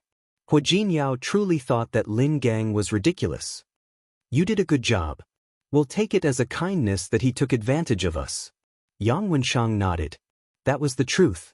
Lin Gang still couldn't believe that he had been tricked. Wen Fei was his classmate. Lin Gang went crazy and said that the hotel staff must have thought that Wen Fei, a single woman, was easy to bully. That was why the hotel staff tried to murder her. Let's not talk about Lin Gang anymore. He can't do anything now anyway. Yang Wenshang had found some important information today. President Hua, I found something about Ding Qing that you asked me to keep an eye on. Hu Jinyao narrowed his eyes. Yang Wenshang took out the file and put it in front of Hu Jinyao. Last night, Ding Qing's people ran into the people who were keeping an eye on Xiao Hong. Hu Jinyao's eyes fell on the photo. Ding Qing and Xiao Hong met in a bar again. It was a crowded bar, which made it convenient for them to meet each other and for Yang Wenshang's people to take photos. She's alert. After you said that, she didn't go to Xiao Hong right away. Instead, she went there 3 days later. Hu Jinyao stayed silent, watching Ding Qing and Xiao Hong meet.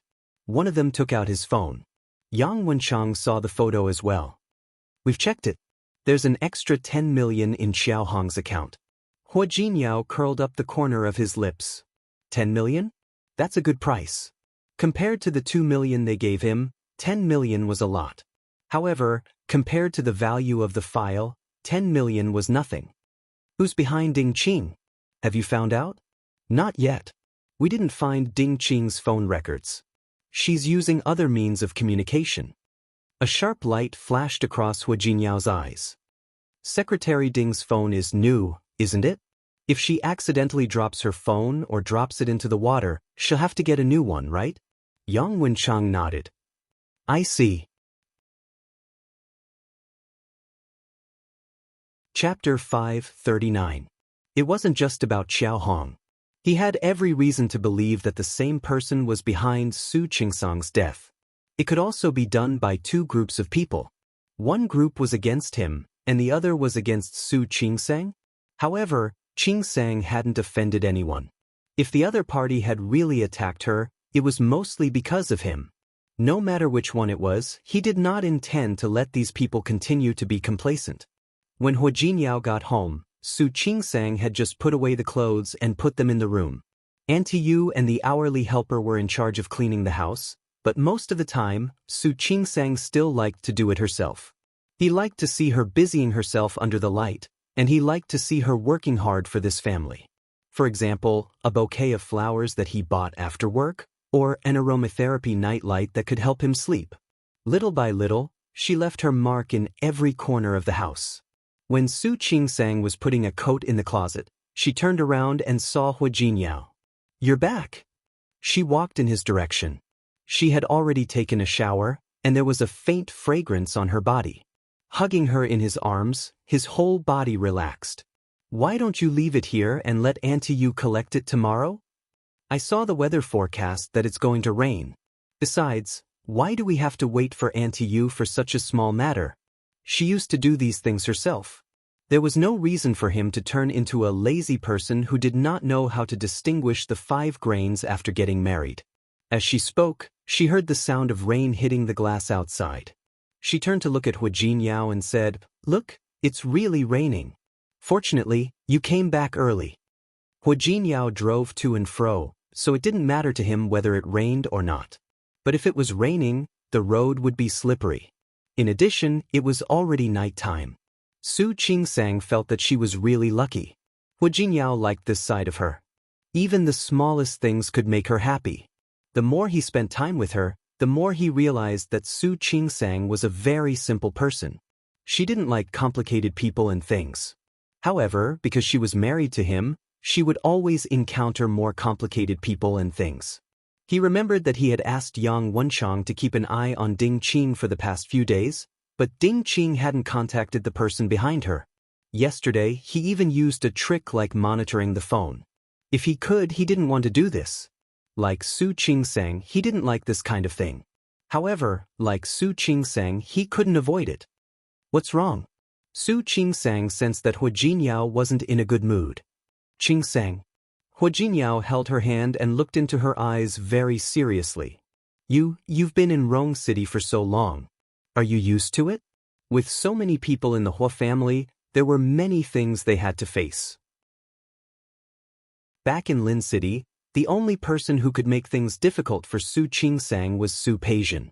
At the end of the day, she was still the daughter of the Su family. Su Peijian was just playing around. But it was different here. Everyone here was not what they appeared to be on the surface. Occasionally, he would wonder if Su Qingsang would feel tired too. I'm used to it. Su Qingsang didn't understand why he would ask such a question. She really didn't feel uncomfortable about it. The only drawback was that he couldn't meet Shi Mengwan often. In addition to Zhou Hongchen, there were quite a few of her classmates in Lin City Hospital. It felt good to do research together. But here, apart from doing research and staying in the hospital, she could only go to the Hua family. It was indeed a little boring. But it didn't matter. Recently, her relationship with her colleagues in the hospital was slowly improving. She wouldn't be bored forever. Really? Why didn't Hu Jinyao believe it? So what if I'm really not used to it? Can I go back to Lin City? Hu Jinyao couldn't answer this. The headquarters of Tianyu Group was in Rong City. Even if he returned to Lin City, he wouldn't stay for long. And since he couldn't leave, Su Qingsang naturally had to stay here. For the first time, Hu Jinyao realized that he wasn't so omnipotent. He had weaknesses and responsibilities. He didn't have the right to be willful. Hu Jinyao hugged Su Qingsang tightly in his arms, as if he was afraid of losing her. He hugged her tightly. This time, Su Qingsang guessed what he was thinking. She put her hands on his back and patted him gently. Su Qingsang looked up at him and said, Hu Jinyao, I'm not uncomfortable. It's quite good. Although the winter here was very cold, there was heating. Although there were very few acquaintances here, she would slowly get to know them. As long as the person beside her was him, those problems wouldn't be problems. She would be good and try her best to live here. For him and for herself. Hu Jinyao looked at her fair, almost transparent face under the light. He lowered his head and gently kissed her lips. The words thank you didn't come out. He didn't need to say it. Peijian, it's raining outside. Where are you going? Xiang Kaiping looked at the weather outside and found that Su Peijian had changed her clothes and was holding her bag, looking like she was going out. To see a friend. Su Peijian didn't answer Xiang Kaiping's words very patiently. It wasn't that Xiang Kaiping didn't understand, but now she was only worried about her daughter's safety. But it's going to rain later. What friend can't you see tomorrow? Mom, my friend from Lin City. He flew all the way from Lin City to see me. I can't not go, can I? Although Xiang Kaiping gave her the supermarket, she still kept the shares for herself. Su Peijian patiently answered Xiang Kaiping's question. What friend? You won't know him even if I tell you. Su Peijian saw the hesitation on Xiang Kaiping's face. She stepped forward and patted Xiang Kaiping on the shoulder. All right, I promise you. I'll be back soon after I see him. Mom, you should sleep early too. Don't wait for me. But, I'm leaving. Su Peijian waved and walked out. Xiang Kaiping stood at the door of the villa. The door was not closed yet. The cold air outside blew in, and she was so cold that she shrank. She closed the door and stood by the window, watching Su Peijian start the car and drive away. Actually, it wasn't just today. After coming to Rong City, she found that Su Peijian liked to go out and play. Not only during the day but also at night. She didn't seem to want to stay in this house, and she didn't want to accompany her. Xiang Kaiping asked where she went several times. But Su Peijian was unwilling to answer every time. Or she would say a few words casually. She asked too many times, and Su Peijian said that she didn't know even if she told her. Xiang Kaiping couldn't tell how she felt. But she knew that this wasn't the mother-daughter relationship that she had imagined. She still remembered that when she mistook Su Qingsang for her, Su Qingsang was very good to her. Every time she got off work, she would rush back. She would talk to her and accompany her to relieve her boredom. She would take her shopping everywhere and buy things for her. She wasn't like Su Peijian, who seemed to be a different person after she came. She was impatient with herself and didn't want to talk about what she had encountered outside. Last time, because the supermarket staff told her about her whereabouts, Su Peijian lost her temper. She said that she wasn't a prisoner, not her prisoner. She told her not to watch her every day, saying that it would make her feel pressured. After being scolded like that, Xiang Kaiping didn't dare to care about her anymore. She couldn't hide the pain in her heart. She didn't want to care about her. She just cared about her. Why did she say that to her? How did she respond at that time? She tried so hard to explain to Su Peijian that she almost cried. Although Su Peijian believed her, she didn't let her care about her anymore. Not only that, she also used the excuse that the staff was not loyal to her and replaced them. She knew that the people who were still working now were all old employees of the company, but she still let Su Peijian make a scene.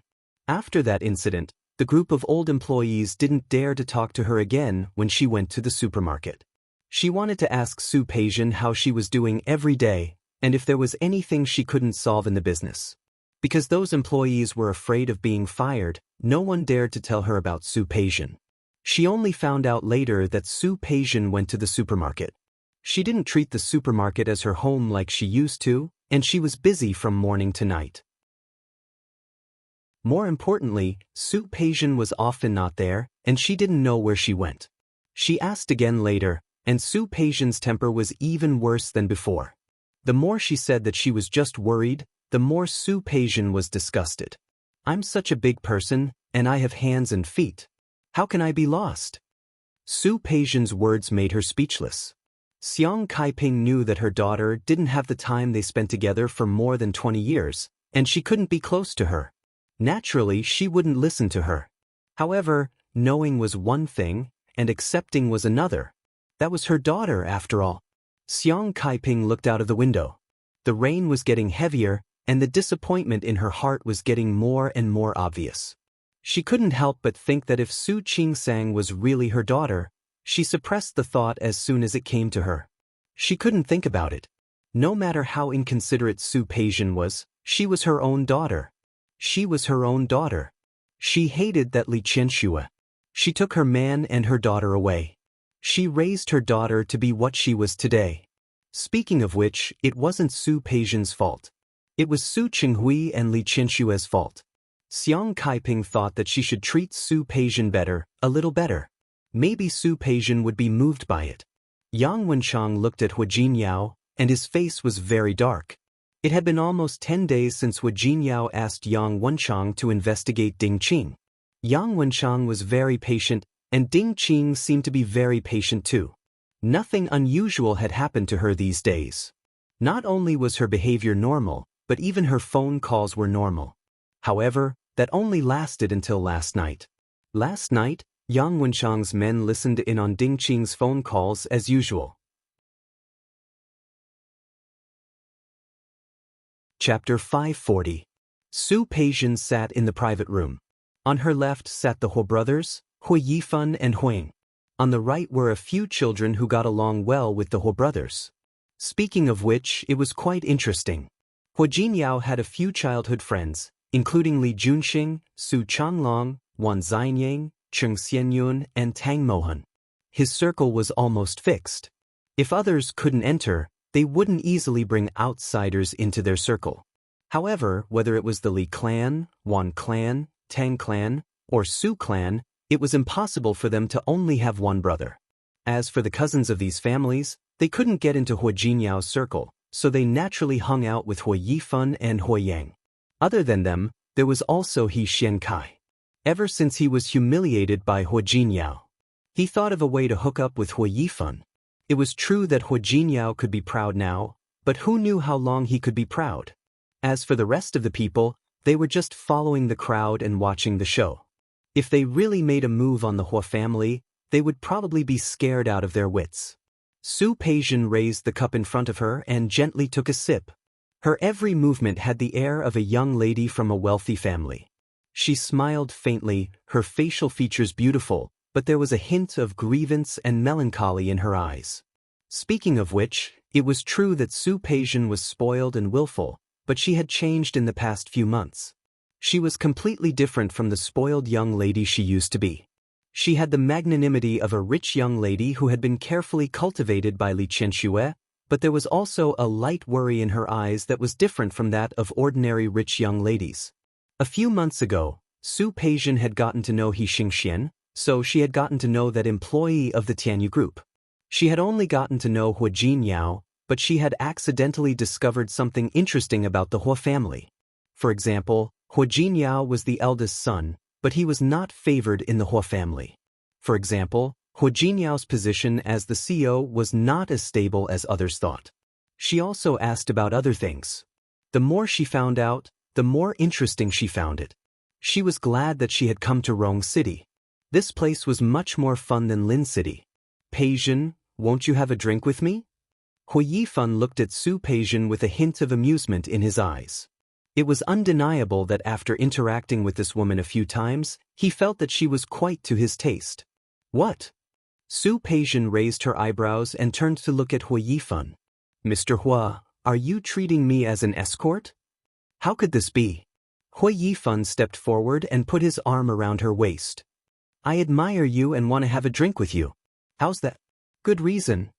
Su Peijian smiled, raised her glass, and handed it to Hua Yifan. Well, here's to your good taste. Hua Yifan smiled and clinked glasses with Su Peijian. I find that I admire you more and more. Thank you. Su Peijian clinked glasses with him and downed the wine in one gulp. The corners of his lips curled up with a hint of smugness. Her charm was still there. Only blind people like Qiu Yanba and Hua Jinyao would stare at Su Qingsang. Hua Yifan was much more perceptive than the others. Mr. Hua, how about we play something exciting? As soon as she said that, not only Hua Yifan but also Hua Yang and the others stared at Su Peijian. Su Peijian enjoyed their gazes very much. Hua Yifan stared at her face and tightened his arm around her waist. How exciting! Let's make a bet. What bet? I bet that you will fall in love with me in a month. As Su Peijian spoke, she gently poked Hua Yifan's chest. She knew which angle of her was the most beautiful and seductive. She had practiced many times in front of the mirror at home for today. Hua Yifan smiled and the others followed suit. Su Peijian stood up slightly, held Hua Yifan's hand, and sat down on his lap. What, you don't dare to bet? There's no need to bet. Hua Yifan held her hand and kissed it on his lips. I'm falling in love with you now. Really? Of course. Hua Yifan nodded. I'm willing to admit defeat. What do you want? Su Peijian shook her head. Mr. Hua, you don't have to coax me. You didn't fall in love with me. You're not me. How would you know? Of course I know. A man's eyes will be different when he looks at the woman he loves. As Su Peijian spoke, she reached out and drew a circle on Hua Yifan's chest. I don't mind waiting, because I have confidence. In a month, you will definitely fall in love with me. Hua Yifan looked at the beauty in Su Peijian's eyes and couldn't help but want to kiss her. However, Su Peijian stood up at this moment and quickly left his arms. Mr. Hua, I think it's better for us to maintain a sense of mystery before you fall in love with me. As she spoke, she picked up her bag on the sofa. Mr. Hua, Mr. He, young Master Wan, young Master Tang, I have to go home. Excuse me. I'll see you next time. Waving her hand, she left in her high heels. Hua Yifan almost got up to chase after her. Hua Yang looked at his brother and narrowed his eyes. Brother, do you really like her that much? It's exciting, isn't it? Why do I feel like she's not a good person? Hua Yang wasn't stupid. How many people in this circle were stupid? It was obvious that Su Peijian wasn't from a good background. She suddenly appeared and inexplicably entered their circle after only a few interactions. It felt like they knew every step of the way. But now that he looked back, he felt that it was unexpected. Not a good person? Hua Yifan smiled and turned to look at him. Are you a good person? Brother. Hua Yifan picked up the wine in front of him and took a sip. Don't worry. Of course, I know she's not a good person. He could even guess that Su Peijian had an ulterior motive. But so what? The more beautiful a woman was, the more sense of accomplishment he would feel when he conquered her. He couldn't wait to see Su Peijian submit to him.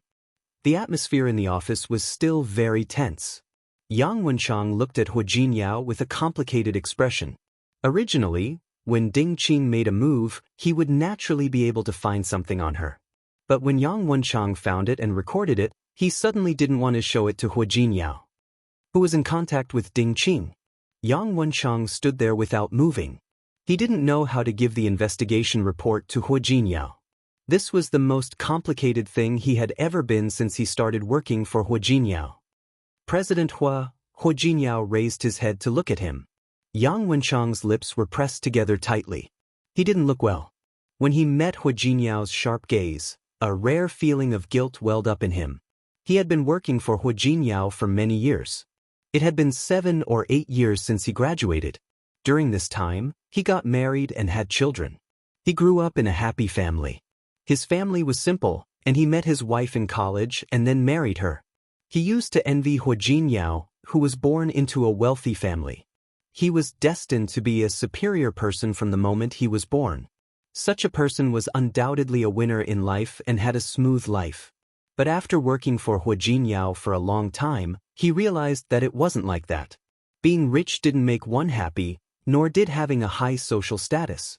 Ever since Hu Jinyao took over as the president of Tianyu Group, he had been unhappy more than happy.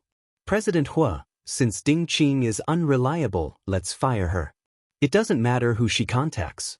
As long as she doesn't work for this company, we won't be able to cause further losses. Hu Jinyao narrowed his eyes, watching his usually calm assistant lose control, which was rare. Give me the investigation report. President Hu, give it to me. Hu Jinyao stared at him, as if his eyes could pierce through him. Yang Wenchang lowered his head and said, President Hu, I've sent it to your mailbox. Yang Wenchang's tone was a little strange. He seemed to be avoiding something, but at the same time, he seemed to have some scruples. Hu Jinyao didn't look at him again. He directly clicked on the document. There were 2 audio files attached to the document. He clicked on the recording of Ding Qing's contact with someone. Yang Wenchang took a step forward. He seemed to want to stop Hu Jinyao, but then he stepped back. The audio started playing. The voice coming from the recording was very familiar. Hu Jinyao didn't need to read the file to know whose voice it was. He had heard too many voices ever since he was a kid. This voice, his expression didn't change at all. He calmly listened to the first recording, then clicked on the second one. There were 2 recordings in total. Both recordings had the same voice, and the content was similar. Under the 2 files, there was a written explanation written by Yang Wenchang. He looked at Hu Jinyao with pity in his eyes. Hu Jinyao remained calm. He raised his eyes to look at Yang Wenchang, with no emotion in his eyes. You go out first. President Hu? I said go out. Yang Wenchang lowered his eyes, then turned around and left. After he left, Hu Jinyao picked up the laptop and threw it against the wall. The ultra-thin laptop hit the wall at this time, and the excessive impact caused the laptop to be smashed into pieces. Hu Jinyao felt that it wasn't enough. He threw all the files, folders, paperweights, and pens on the table. When there was nothing left to throw, he grabbed a photo album on the table and was about to throw it out. His eyes stopped when he saw Su Qingsong's photo. He put the photo frame down bit by bit, then put it back on the table. He looked at the photo, at Su Qingsong's face with a faint smile on her face as she looked at the camera. He closed his eyes and weakly collapsed on the office chair. Jinyao? She had a night shift that day, so she came back a little late. She walked in and found that the dishes on the dining table were still there. She called Hu Jinyao, but he didn't answer. She called Ms. Yu, who said that Hu Jinyao didn't come home for dinner. She went back to her room and found that Hu Jinyao was taking a shower in the bathroom. Chapter 541. She called out again, but Hu Jinyao didn't seem to hear her. Su Qingsang was a little worried. She took a few steps forward and was about to pat him on the back. However, she found that Hu Jinyao was showering in cold water. Cold showers in this weather? Jinyao? What are you doing? Was he crazy? She hurriedly turned off the water and looked at Hu Jinyao, only to find that he didn't seem to notice her coming in. His skin had turned red. His body was cold to the touch. He didn't know how long he had been charging. Su Qingsang wrapped Hu Jinyao in a towel. Hu Jinyao, are you all right? Hu Jinyao was not normal. Hu Jinyao seemed to have finally seen her. He suddenly reached out and hugged her. He hugged her tightly and forcefully. Su Qingsang was suffocated by his embrace. She didn't try to push him away. His body was trembling. She could feel that Hu Jinyao was in a bad mood. Jinyao. She called his name softly, but Hu Jinyao didn't respond at all. He just hugged her tightly. He was too strong and she couldn't break free at all. She could only let him hug her. She wanted to call him, to say something, but no words came out. In the end, she was afraid that he would catch a cold. His body was so cold that she could feel it even through his clothes. She tried to hug him back, tried to get him to go back to his room. Hu Jinyao, can we go back to the room? Let me dry your hair for you. She still wanted to blow on him. She also wanted him to quickly cover himself with the blanket. Hu Jinyao remained silent. He pressed Su Qingsang's head against his chest. She had to pat his back gently. Hu Jinyao, your hair is wet. Let's go back to the room. I'll dry it for you, okay? Hu Jinyao lowered his head to look at her and finally followed her back to her room. He did not speak and she did not ask him. She quietly wiped his body clean and dried his hair. He was really cold.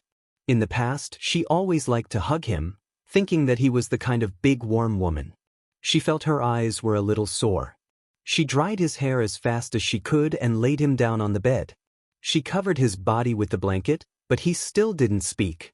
He just lay there without moving. Su Qingsang had never seen him like this. She had a lot to ask and a lot to say. But now, she couldn't say a single word. Jinyao. What happened? She looked at him for an answer.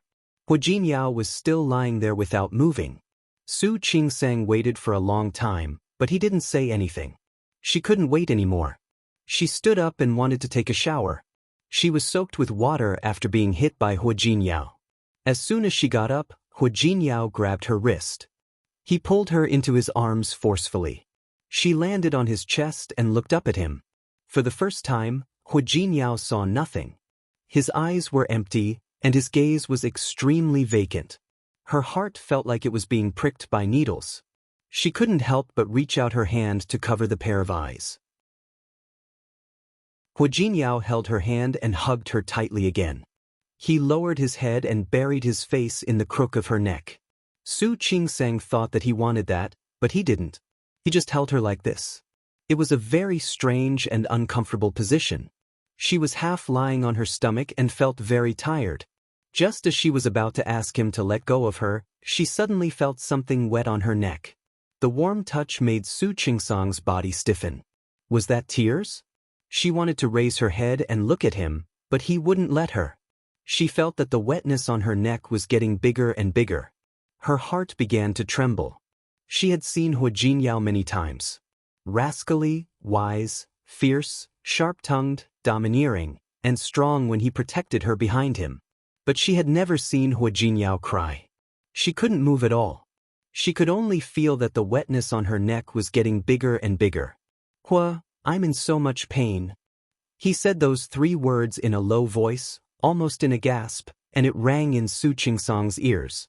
The 3 simple words made Su Qingsang's heart tremble. "Hu Jinyao?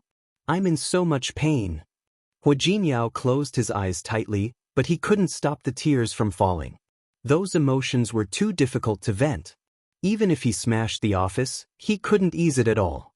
The pain from the accumulated problems that had existed for a long time had reached its peak at this moment. When he saw those documents and heard the 2 recordings today, he couldn't control himself at all. At first, he was just confused, angry, and angry. But when the anger reached its peak, it turned into pain. It was a pain that began to spread from his heart, from his blood, and bit by bit, it permeated his entire body. It was so fierce that he couldn't resist it at all. It was really painful, very painful. My heart hurts so much. Hua Jinyao. Su Qingsang hugged him tightly. It's okay, it's okay. Hua Jinyao wanted to shake his head. It couldn't be okay.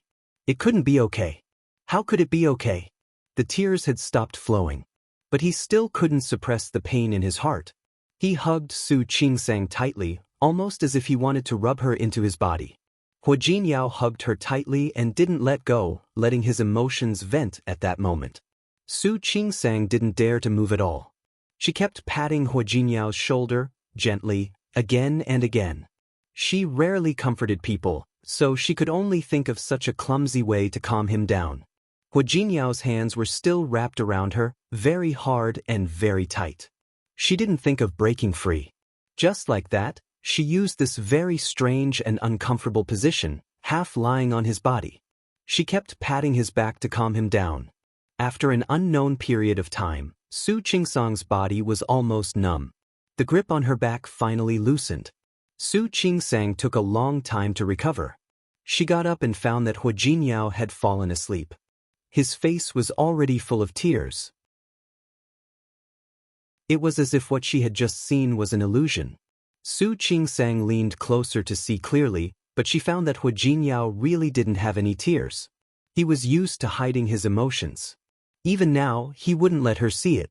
She stared at Hua Jinyao's face for a long time. His deep facial features were very stiff. Even though he was asleep, his entire body was tense. The expression on his face didn't ease because he had fallen asleep. He only looked more and more serious. Su Qingsang tried to reach out to smooth his tightly knitted brows, but it was useless. After a while, he frowned again. She tried several times but failed. Hua Jinyao's brows were tightly knitted.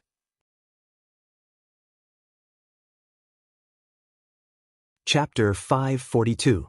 Su Qingsang was very close, but she couldn't hear what Hua Jinyao was saying. She couldn't help but lean closer. She still couldn't hear anything clearly.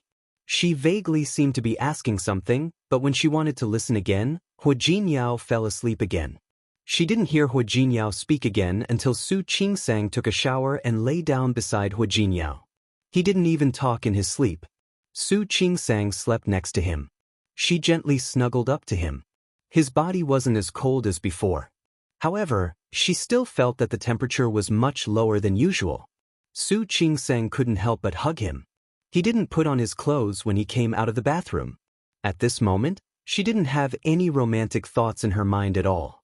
There were only his faint tears that flowed into her heart, and his trembling hands when he hugged her. She looked up at Hua Jinyao. He looked paler than usual. His facial features could really feel that even if he was sleeping at this moment, he wouldn't be able to sleep well. Su Qingsang's heart ached. She didn't understand what had happened. In the end, she could only hug Hua Jinyao tighter, trying to give him some strength and comfort. In the middle of the night, Su Qingsang was woken up by the heat.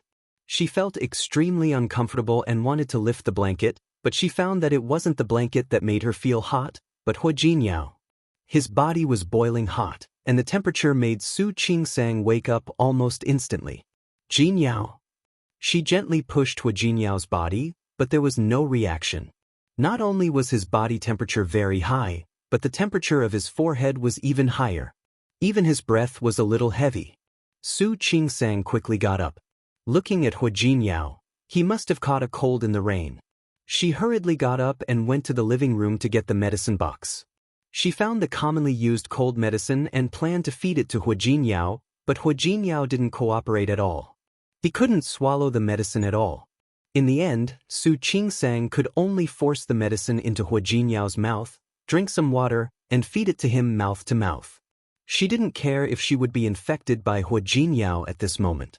She even fed him the medicine, but Hua Jinyao's body was still very hot. Su Qingsang was a doctor, so of course she knew how to deal with it. She got some water and began to cool Hua Jinyao down. She wiped Hua Jinyao's body over and over again, trying to cool down his body temperature. Su Qingsang had been busy for more than an hour before Hua Jinyao's body temperature was no longer as high as before. His fever was gone, and she was exhausted. June went back to sleep on the bed, but he couldn't fall asleep no matter what. She looked at Hu Jinyao and was sure that something unusual must have happened, but she didn't know what it was. She had been taking care of Hu Jinyao for most of the night and was tired herself. She stared at Hu Jinyao for a long time before falling asleep again. What Su Qingsang didn't expect was that the harder it was for a person to get sick, the more likely it was to get sick. She had already given Hu Jinyao some medicine yesterday, but when she got up this morning, she found that Hu Jinyao's fever was still there.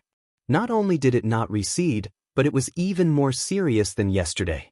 Shocked, she found the medicine and fed it to Hu Jinyao. Then she tried to lower his body temperature again. But it was no use. Hu Jinyao's fever was getting worse. Not only did he have a high fever, but he also said that he had something to say. Hu Jinyao? Hu Jinyao. Su Qingsang called Hu Jinyao a few times, but he didn't respond at all. Su Qingsang couldn't go to work like this. She called Sun Huiya to ask for leave. Her tone was too urgent, so Sun Huiya agreed without asking further. After hanging up the phone, Su Qingsang saw that he didn't look good. Hu Jinyao's fever didn't go down, so she could only give him N4. Hu Jinyao? Su Qingsang approached him and whispered in his ear, "Get up. I'll take you to the hospital, okay?" Hu Jinyao didn't respond. Su Qingsang wanted to help him up, but she couldn't do it alone. Calling an ambulance seemed to be making a mountain out of a molehill. She thought about it and decided to go to the hospital. She covered Hu Jinyao with the blanket and said, "I'll go to the hospital to get the medicine. I'll be back soon. Wait for me." Even though she knew that Hu Jinyao couldn't hear her, she still told him. After that, Su Qingsang hurried to the hospital to get the medicine. She was a doctor, so it was naturally very easy for her to do these things. She put Hu Jinyao on the floor as fast as she could and hung the bottle on the bedside table. Hu Jinyao still didn't wake up. His eyebrows were furrowed and he looked very painful. Su Qingsang got up and was about to go to the kitchen to cook some porridge so that he could eat it when he woke up. Hu Jinyao's phone on the bedside table rang. It was Yang Wenchang. Su Qingsang looked at the number and finally picked it up. "President Hua, this is Su Qingsang." Su Qingsang looked at Hu Jinyao, who was sleeping on the bed and didn't notice anything. "Jinyao is sick, so he probably can't come to work today. If there's anything, you can deal with it yourself. President Hua is sick." After Su Qingsang said that, she asked, "Assistant Yang, can I ask something? Did something happen to Hu Jinyao in the company these days?" Hu Jinyao's behavior yesterday was too unusual. She didn't believe that ordinary work could make Hu Jinyao like that. This, Yang Wenchang wasn't sure if he could tell Su Qingsang. He looked conflicted. "Assistant Yang." Su Qingsang's voice became cold. "I'm Hu Jinyao's wife. I don't know how to deal with the company's affairs, and I'm not sure if I can help Hu Jinyao. But I think I'm at least qualified to know why he's like this, right? Mrs. Hua, wait for me. I'll come over now." "I'll wait for you." Su Qingsang hung up the phone and put it aside. Her eyes fell on Hu Jinyao's face. His face was red because of the fever, and his breathing was heavy. She sat on the edge of the bed and held his hand, then put his hand against her face. "Hu Jinyao, wake up quickly." Su Qingsang put down his hand and went to cook porridge for Hu Jinyao. Su Qingsang had just cooked the porridge and set the time when Yang Wenchang came. He was carrying some food and medicine in his hands. However, when he saw Hu Jinyao and the drip on his arm, he felt that his actions were unnecessary. "I forgot that you're a doctor, Mrs. Hua." Su Qingsang shook her head and took the things in his hands. "You're very kind. I thank you on behalf of Hu Jinyao." "You're welcome. It's what I should do." As he spoke, he glanced at Hu Jinyao, who was lying on the bed. "President Hua, when did you get sick?" "Last night." Su Qingsang thought of Hu Jinyao's appearance when she came back. "After I came back, he was taking a cold shower in his room. It's such a hot day, and with that kind of shower, it would be strange if he didn't get sick." Seriously speaking, Hu Jinyao had always been in good health. The reason why he suddenly got sick like this might be because he had something on his mind. What's wrong with him? What happened to Tianyu Group? Su Qingsang looked at Yang Wenchang with a sharp gaze. Yang Wenchang touched his nose. He really didn't know how to answer Su Qingsang's question. Well, Mrs. Hua, do you know why President Hua and his mother, Mrs. Hua, have a bad relationship? I don't know. Su Qingsang was stunned when she heard Yang Wenchang mention Lu Tongjia. She thought of what old Master Hua said the other day. Hua Jinyao is like this because of his mother? Yang Wenchang nodded. Speaking of which, the reason why President Hua is so upset this time is because of Mrs. Hua. Yang Wenchang knew from the day he entered Tianyu Group that Hua Jinyao and Lu Tongjia didn't have a good relationship. However, he didn't expect that their relationship was so bad that Lu Tongjia hated Hua Jinyao so much. Not only did she collude with outsiders, but she also wanted Hua Jinyao to cause great losses to the company. She also wanted him to lose his position as president. She wanted to replace the head of Tianyu Group.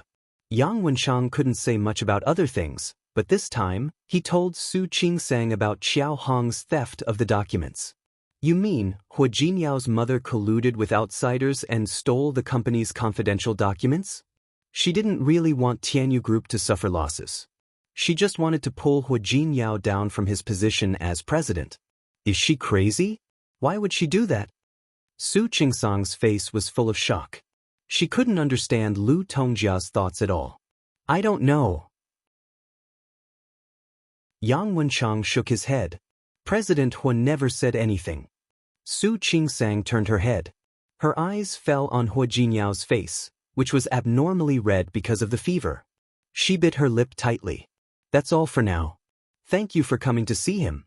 I'll take care of him from now on. You're welcome. It's what I should do. Yang Wenchang waved his hand. Mrs. Hua, if there's anything you need help with, just let me know. The company is not far from here. I can come over in a minute. Okay. Su Qingsang nodded and didn't refuse. After seeing Yang Wenchang off, Auntie Yu came over. Knowing that Hua Jinyao had a cold, she did the housework quietly. Su Qingsang had no appetite, so she ate something and went back to her room. Hua Jinyao was still sleeping. There was no sign of him waking up. She stared at his face and felt a faint pain in her heart. She really understood him and his pain. It was just like when she thought she was an illegitimate daughter, and when she found out that Su Qinghui had replaced her. The betrayal from family was the most painful. Hua Jinyao started talking again. Su Qingsang heard it, but she couldn't hear it clearly. The voice was too vague. It took her a long time to stay by Hua Jinyao's side. It wasn't until he started talking again that she thought she heard Hua Jinyao call her mother. Su Qingsang was slightly stunned. Her eyes fell on Hua Jinyao's face. Her heart felt as if it was being pricked by needles again. She had always thought that Hua Jinyao didn't have a good relationship with his mother, but she never thought that Hua Jinyao would call her mother when he was sick. She remembered that Hua Jinyao had been encouraging her when she wanted to acknowledge Li Qianxue. She didn't understand why at the time, but now she did. In Hua Jinyao's heart, his mother must have a special place, right? Chapter 543. The note on it was quite restrained. Mother. Su Qingsang looked at the two words and felt an inexplicable sadness in her heart. The call went through. She heard Lu Tongjia's slightly cold voice on the other end of the line. What's the matter? Su Qingsang closed her eyes. She couldn't think of what kind of mother would treat her son like this. Jinyao is sick. He's calling you. Can you come and see him? There was a moment of silence on the other end of the line. Su Qingsang thought that she didn't hear clearly, so she repeated herself. Is he dying? Lu Tongjia's voice was very cold. Is he dying of illness? If he is dying of illness. Then I'll come over. If not, there's no need to. Auntie, you're too much. He's your son. I know. He's my son. But there are many times when I wish he wasn't my son. After saying this, Lu Tongjia hung up the phone.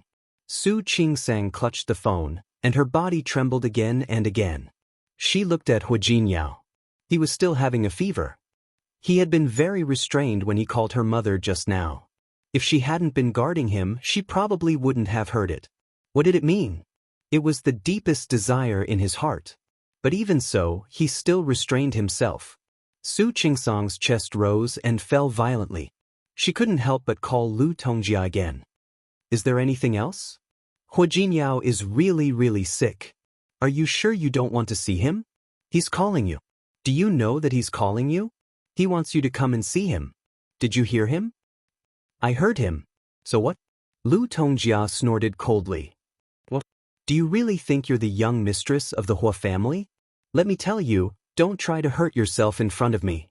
It's useless. The sound of the phone being hung up was heard again. Su Qingsang felt that she was so angry that her face began to heat up. Her whole body felt as if there was a fire burning. She threw down the phone and couldn't control herself anymore. She stood up, put on a coat, and was about to go out. Before leaving, she called Yang Wenchang and asked him to come over to take care of Hua Jinyao for a while. She also told Ms. Yu, who was preparing to go buy groceries, to come over later. It was still early for dinner anyway. She asked her to keep an eye on Hua Jinyao. After that, she took the car keys and left in a hurry. The fire in Su Qingsang's heart was still burning fiercely even though she had just entered the room. She couldn't restrain herself. She couldn't imagine what kind of mother would be so cold-blooded. What kind of mother would ask if her son was dead? Was Hua Jinyao not Lu Tongjia's biological son? Is that so? She felt as if she had lost all reason. She just wanted to see Lu Tongjia right now. She wanted to bring her to Hua Jinyao. She just wanted to ask her if she would only be satisfied with Hua Jinyao's death. Would she only be satisfied if Hua Jinyao disappeared from this world? There was no one in the living room when she arrived. When Uncle Cheng saw her coming in, he quickly came up to her. "Young madam, the old man went out today and hasn't come back yet." "I'm not looking for Grandpa." Su Qingsang slowed down.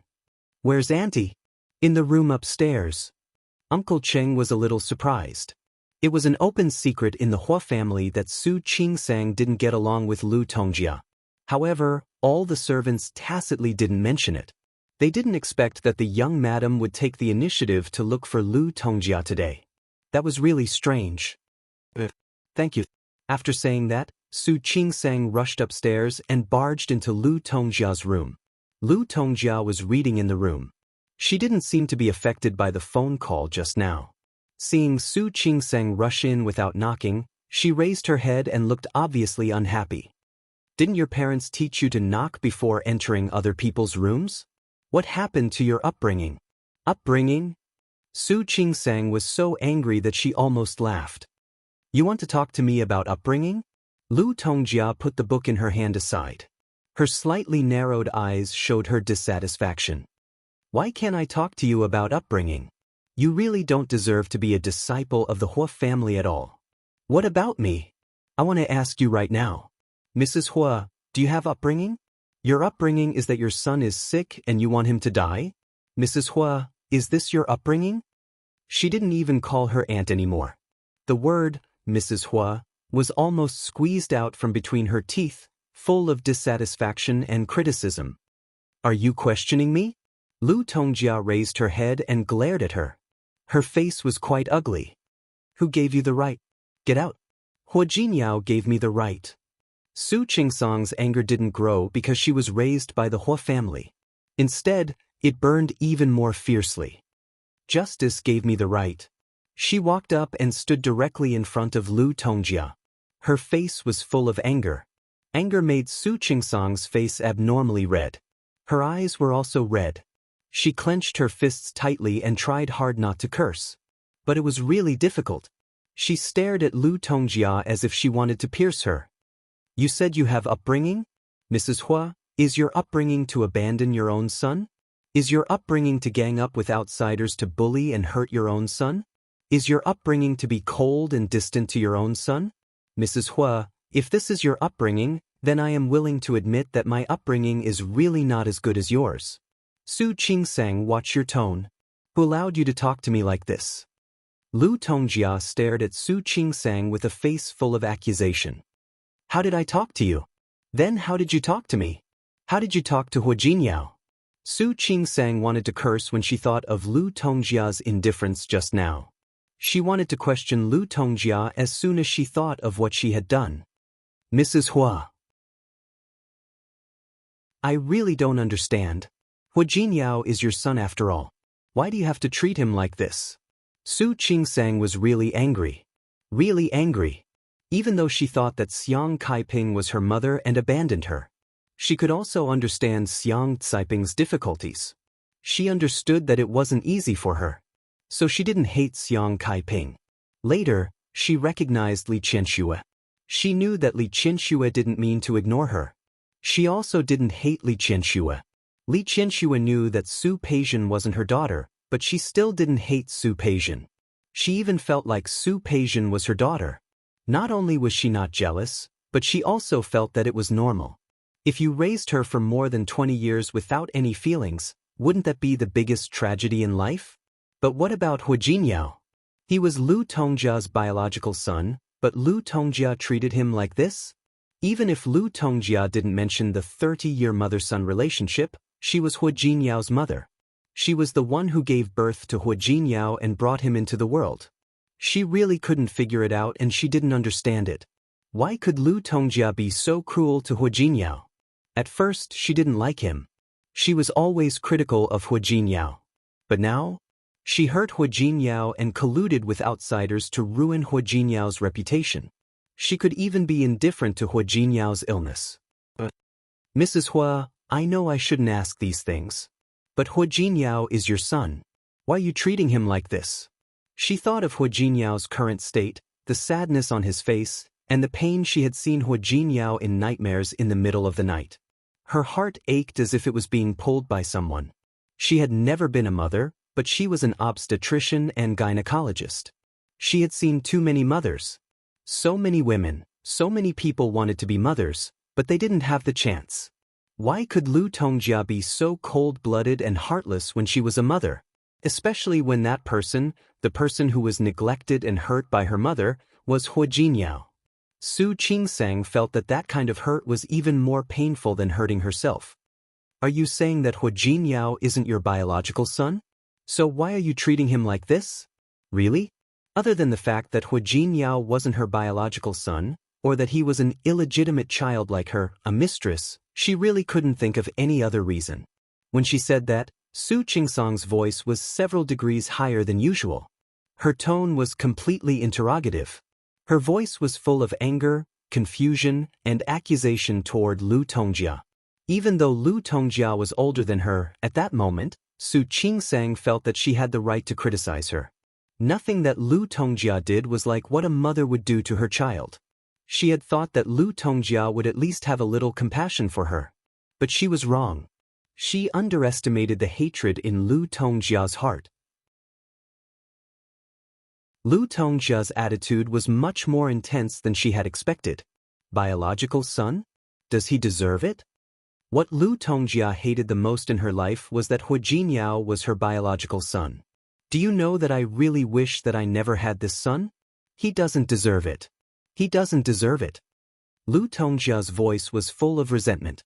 She glared at Su Qingsang, and her eyes were full of resentment that Su Qingsang couldn't understand. He doesn't deserve to be my son. I don't have a son like that. Su Qingsang stood there and looked at Lu Tongjia. Her whole body went limp, and her face was full of deep hatred and hatred. She was shocked.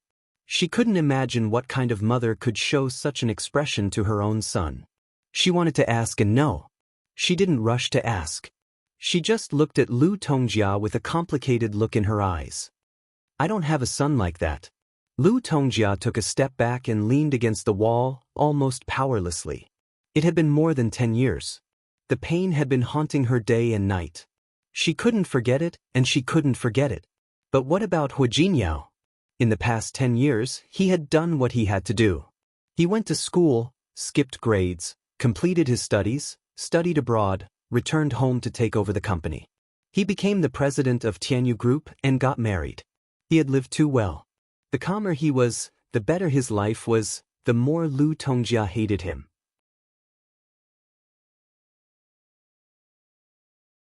Chapter 544. He is not worthy. He doesn't deserve it, Lu Tongjia murmured softly. Her voice was low and hoarse, but it was filled with pain. That was no longer a simple grudge. That kind of hatred frightened Su Qingsang, and the anger on her face dissipated a lot. Lu Tongjia's seat was close to the balcony. She stood up and stood next to the wall. At this moment, she turned her face away in discomfort and pressed on the position of her heart. Mrs. Hua? Lu Tongjia was obviously not in a good state. Su Qingsang took 2 steps forward. He stretched out his hand to help her. Go away. Lu Tongjia didn't accept her kindness. She looked at Su Qingsang with resentment in her eyes. I don't need you to pretend to be a good person here. You and Hu Jinyao are the same. You're all the same. Su Qingsang stood there without moving. She just didn't understand. Thinking of Hu Jinyao, who was still lying unconscious on the bed, she looked at Lu Tongjia again. Mrs. Hua, please mind your words. Hu Jinyao is your son. What? Do you think my words are unpleasant? I'm not wrong. Lu Tongjia sneered. Her expression was one of mockery and hatred. It was genuine hatred. That kind of gaze was frightening. Son? I would rather not have such a son. She patted her heart, unable to hide the pain on her face. Have you always wanted to know why I dislike him so much? Lu Tongjia straightened her back and stared at Su Qingsang. Her voice was cold. Do you think it's strange that I hate him? You don't understand, do you?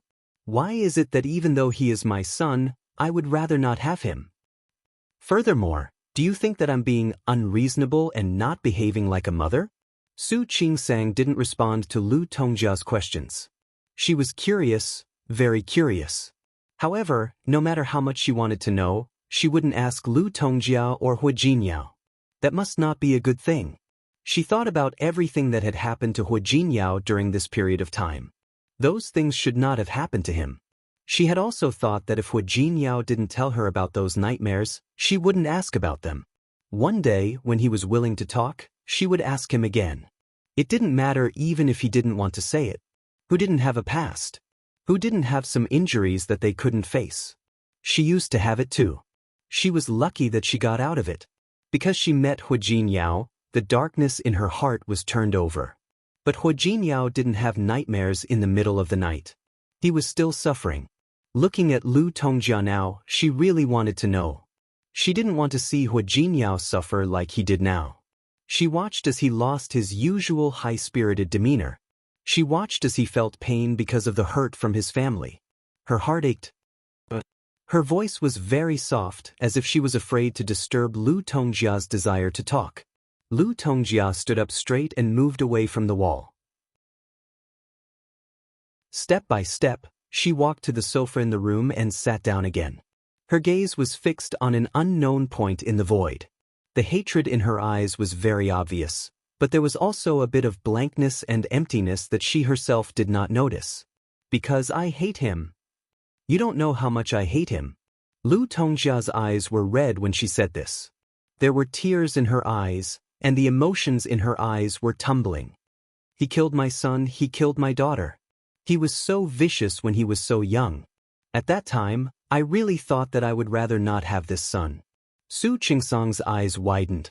For a moment, she thought that there was something wrong with her ears. What did you say? Ah! Lu Tongjia looked at her with a bit of disdain in her eyes. Su Qingsang, haven't you thought about it? The Hua family is such a big family. Other than me and Hu Jinyao's father, Su Qingsang blinked, as if she just remembered it at that moment. Hua Mingliang had 2 sons and a daughter, and Hua Mingmei had a son and a daughter. She had heard from Hu Jinyao that his granduncle, Hu Yangyuan, had 2 sons. She had heard from Hu Jinyao that his granduncle, Hu Yangyuan, had 2 sons. The elder son had a son and a daughter, and the younger son had 2 sons. His grandaunt, Hu Yangxiu, had 3 sons. Almost all of the previous sons had 2 sons. It seemed that Hua Mingguang and Lu Tongjia were the only ones in the entire Hua family who had only 1 child. A big family like the Hua family, especially a family that thought that having many children was a blessing, didn't seem to be normal. Su Qingsang's heart was suddenly in her throat. She looked at Lu Tongjia, her mind full of doubts. In addition to the doubts, she inexplicably had a bad feeling. She suddenly didn't dare to face what Lu Tongjia was going to say next. It wasn't that she didn't believe Hu Jinyao, but she knew that it must be a very painful past. Lu Tongjia seemed to see the fear on Su Qingsang's face.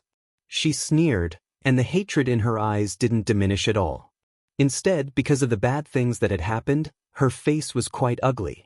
She closed her eyes. Her eyes were a little red. It wasn't a good thing for her to be too emotional. She raised her hand to cover her heart. She gently breathed to calm herself down. Su Qingsang didn't rush her, nor did she rush her. She was waiting for Lu Tongjia to calm down. It was impossible for Lu Tongjia to calm down. It had been more than 10 years, and she still hadn't calmed down. She looked somewhere, and her expression was a bit nostalgic. I had 3 children. Before Hua Jinyao, he had an older brother named Hua Jinkai. After him, he had a younger sister named Hua Wushuang. When Lu Tongjia said the name Hua Wushuang, tears fell from the corners of her eyes. Her daughter, the daughter she had wanted for so long. Until now, the pain of losing her son and daughter had been tormenting her day and night at all times. The more she felt sad, the more she hated Hua Jinyao, and the more she couldn't forgive him. But they were all killed by Hua Jinyao. That's impossible. Su Qingsang's voice was very soft, almost whispering. She had been married to Hua Jinyao for almost a year. She knew what kind of person Hua Jinyao was. She believed that Hua Jinyao would never hurt his brothers and sisters. Impossible? Lu Tongjia sneered, and the hatred in her eyes became more and more obvious. She also hoped that it was impossible. She also hoped that Hua Jinyao didn't say and do those things at that time. But in fact, Lu Tongjia could be said to have lived a very happy life. Her starting point was much higher than the average person's. The Lu family was considered a respectable family in Rong City. Although it wasn't as rich as the Hua family, or even the Li family, it was still the only daughter of the Lu family. But as the only daughter of the Lu family, she was also spoiled since she was a child. Her father, mother, and brother all doted on her and followed her lead. When she grew up and went to college, she met Hua Mingguang by chance. Hua Mingguang was the eldest son of the Hua family. He took over the family business at an early age, and his every move was like a successful man. Lu Tongjia fell in love with Hua Mingguang at first sight. Luckily, Hua Mingguang liked her too. For Lu Tongjia, this was the best piece of news she could have ever heard. The two of them decided to get married not long after they started dating. Old Master Hua was not picky about family background. Not to mention that Lu Tongjia's family background was not bad. They were a good match, and the two of them had feelings for each other. Moreover, the Hua family was strict. Old Master Hua was very loyal to his wife, and used this to restrain his children. Even though Lu Tongjia was only a college student at that time, she felt quite happy. Before she graduated, Lu Tongjia married Hua Mingguang. Not long after she graduated, she gave birth to her eldest son, Hua Jinkai. She firmly sat on the position of the young madam of the Hua family. Less than 2 years after she gave birth to Hua Jinkai, she gave birth to Hua Jinyao. At that time, she and Hua Mingguang were very close. But after giving birth to 2 sons, she was a little unsatisfied. She liked daughters, and so did Hua Mingguang. She wanted to have another daughter, but for several years, she didn't get her wish. When Hua Jinyao was 8 years old, she finally got pregnant again. Lu Tongjia prayed to her grandparents, prayed to God, and prayed to Buddha. She only hoped that the child in her belly was a daughter. After all, she had 2 sons, and she really wanted a daughter. She also felt that she was really lucky. Whatever she asked for came. She wanted a daughter, and a daughter came. That year, Lu Tongjia gave birth to 3 children. 11-year-old Hua Jinkai, 9-year-old Hua Jinyao, and a newborn daughter. She had a son and a daughter, and a husband who loved her deeply. Her father-in-law and mother-in-law were both kind. They never said anything about making things difficult for the younger generation. Lu Tongjia really felt that she was the happiest person in the world. Especially Hua Wushuang. She wasn't as naughty as Hua Jinkai and Hua Jinyao when they were young. Hua Wushuang perfectly combined the advantages of her parents' appearance. She was cute and cute. She liked to call her mother and brother in a childish voice. She was both obedient and sensible. Lu Tongjia really felt that her life was perfect. But who knew? Accidents always came so quickly. Sometimes, she wondered if God saw that the first half of her life was too good and too smooth, so he wanted her to suffer some hardships. That kind of suffering was almost fatal to her. When Hu Jinyao was 12 years old Master Hua's wife suddenly passed away. Her death was so sudden that no one expected it. After all, the old lady seemed to be such a healthy person. Like old Master Hua, the old lady was kind and benevolent. As soon as she passed away, all her children and grandchildren were sad. Plus, the Hua family's status in Rong City. Many people came to pay their respects. Some of them were business people, some were relatives and friends of the Hua family, and some had benefited from the Hua family in the past. They wanted to burn incense for the old lady. Hu Jinkai and Hu Jinyao were fine. They were both teenagers and had grown up. Naturally, they could keep watch. But Hu Wushuang was different. She was less than 4 years old. How could she stand watching for the whole day? She stayed in the morning hall. Besides, there were so many people, and they could only hear the sad sounds every day. It was inevitable that she was scared, so she cried every day. Later, her voice became hoarse from crying. Lu Tongjia felt sorry for her daughter, and old Master Hua also felt sorry for his granddaughter. At that time, Hua Manzi was already born. But Hu Wushuang was very cute and sweet. She had lived with old Master Hua since she was a child, so their relationship was naturally special. Old Master Hua loved his granddaughter, so he asked her not to keep watch every day. Every time a guest came to pay their respects, he asked the nanny to carry Hu Wushuang out. Hu Jinkai and Hu Jinyao couldn't avoid it. After 7 days of watching, the two brothers lost a lot of weight. When the old lady's funeral was over, Hu Wushuang, who couldn't go out and was always locked up at home, was bored. She was still too young to understand what death meant. She only felt that, like her mother said, her grandmother had gone to another world. That world was called heaven, and heaven was beautiful. When the funeral was over, Hu Wushuang couldn't sit still anymore. She begged Hu Jinkai and Hu Jinyao to take her out to play. Both of them loved their little sister very much. They also thought that Hu Wushuang had been locked up at home during this period of time. The two brothers didn't think too much about it. Plus, they always took Hu Wushuang out to play. Their family didn't worry about it. At that time, Hu Jinkai was already 14 years old. He was more than 1.7 meters tall and didn't look like a child. Hu Jinyao was the same. Although he was only 12 years old, he was already 1.6 meters tall. The two brothers took Hu Wushuang out together. Hu Wushuang was only a little over 4 years old. Her favorite thing was to go to the amusement park and play on the merry-go-round. Naturally, the two brothers agreed to their little sister's request. The 3 siblings went to the amusement park together. The two brothers accompanied Hu Wushuang to play on the merry-go-round 3 times. When they were about to leave, Hu Wushuang saw the pictures on the haunted house. Although she was small, she was very brave. No matter how Hu Jinyao tried to persuade her, she decided to go to the haunted house. Hu Jinkai and Hu Jinyao were both grown up, so they weren't afraid. Therefore, the two of them held Hu Wushuang's hand and walked into the haunted house together. However, as soon as they entered the haunted house, an accident happened. Hu Jinkai and his sister always went out with a chauffeur. Hu Wushuang liked to be comfortable, so every time she went out, she would take the RV. There was a refrigerator in the car, and there were all kinds of snacks and drinks for her. It was also convenient for her to lie down in the car and rest when she was tired. The Hua family had a high status and reputation in Rong City. Coupled with their relationship with Hui Yangyuan and Hui Yangxiu, ordinary people didn't dare to mess with them. However, that day Hu Jinkai and his sister were unlucky. A fugitive happened to escape to Rong City.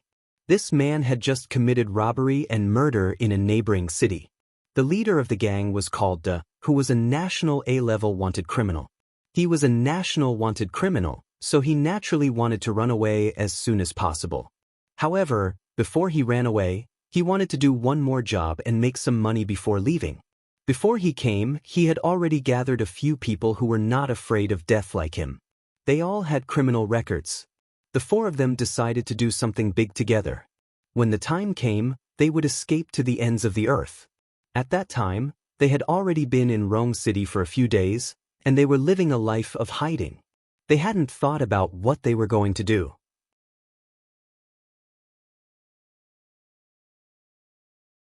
Chapter 545. At that time, the amusement park was much more prosperous than it was now.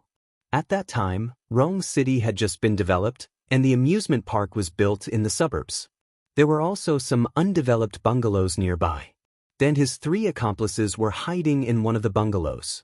When the Hua family's RV was parked in front of the amusement park, one of Da's accomplices, Liang, happened to come out to buy cigarettes. He saw it immediately.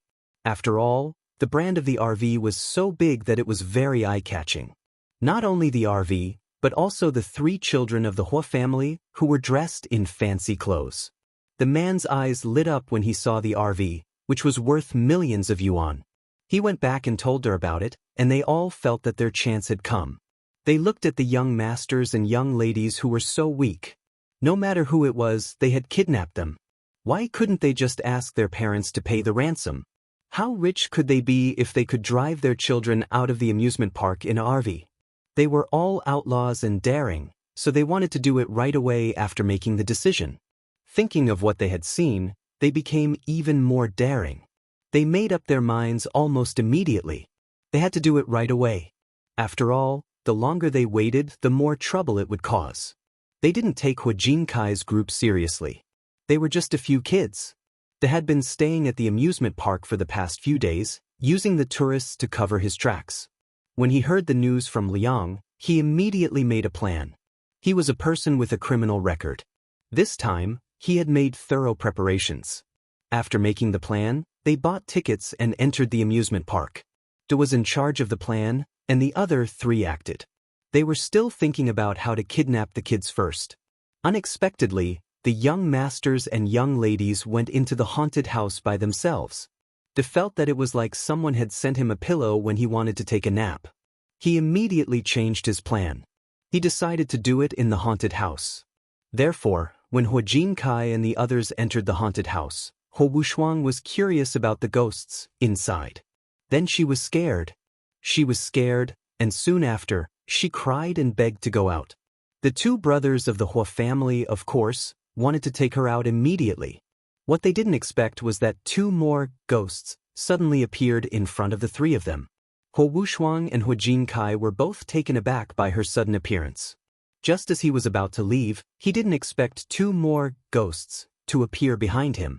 The two brothers didn't expect the haunted house to be so realistic. They looked at Hua Wushuang, who was crying because of the appearance of these ghosts. The two brothers were very nervous. They coaxed Hua Wushuang while thinking of taking her away. Neither of them had thought that these ghosts were actually villains in disguise. All they wanted to do was to comfort their little sister.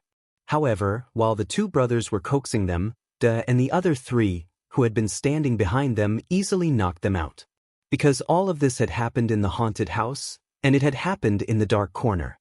Therefore, no one noticed it at all. Even if someone noticed it, they would only think that it was a prank from the amusement park. Who would have thought that there would be someone so crazy on such a bright day? Then the other three brought Hua Jinkai and the others out of the amusement park. They hadn't gone far yet. The most dangerous place was also the safest place.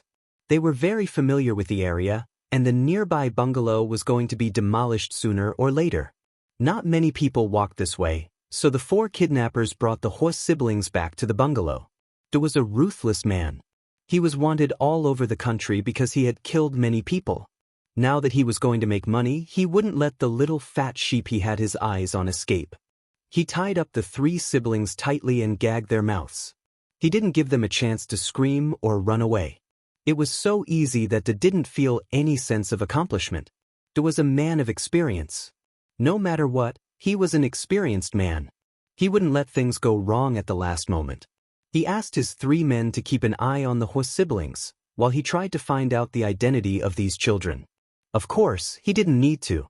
When they woke up, he would be able to find out everything. However, De didn't like to do things that he wasn't sure of. It was better to find out the truth. He searched the three of them. It was a coincidence that the two brothers went out to play with their sister. They didn't bring their phones because they said they were going out to play with their sister. Only Hua Jinyao had an SLR camera with him to take pictures of his sister. De casually rummaged through it and found a family photo of his family. Some of them were taken at a banquet held by his family. They didn't know Hua Mingguang, but someone else did. The Hua family had published an obituary about the old lady's death. His other man, Chen Si, was a native of Rong City. He not only knew Hua Mingguang, but he also knew that he was the richest man in Rong City. He was a super rich man. Putting everything else aside, the Hua family was the one who was planning to develop the undeveloped bungalows. Chen Si looked at the photo and told him who Hua Mingguang was. De was overjoyed. He felt that this was a gift from the heavens. He thought he would kidnap a random child, but he didn't expect to kidnap the Hua family, the richest man in Rong City. The richest man in Rong City. How much money did he have? De felt that he couldn't just let it go. He just wanted to ask for some ransom, but it seemed that it wouldn't work. He had to extort a large sum of money from the Hua family so that they could live comfortably for the rest of their lives. The four of them discussed. 10 million was too little. They thought that a family like the Hua family would at least have a few hundred million. It was too easy to give them 100 million to spend. De was even more ruthless. 3 lives. 50 million each. 150 million for 3 children. With a target, the next step was much easier. De was an experienced man, so he made the next plan as soon as possible. He asked Chen Si to buy a few anonymous SIM cards, and then he used the SLR camera to take pictures of Hua Jinyao and his sister. If these rascals didn't wake up, she would send this photo to the Hua family. After that, De felt that this bungalow wasn't the most suitable place. After all, they didn't have much time. If he wanted to avoid being discovered by the Hua family, he had to stay far away. It was a coincidence. Less than an hour to the east of the amusement park was the coastline of Rong City. There were many newly built ports there. De planned to pick a port and stay there. When the money came, he would take it and leave.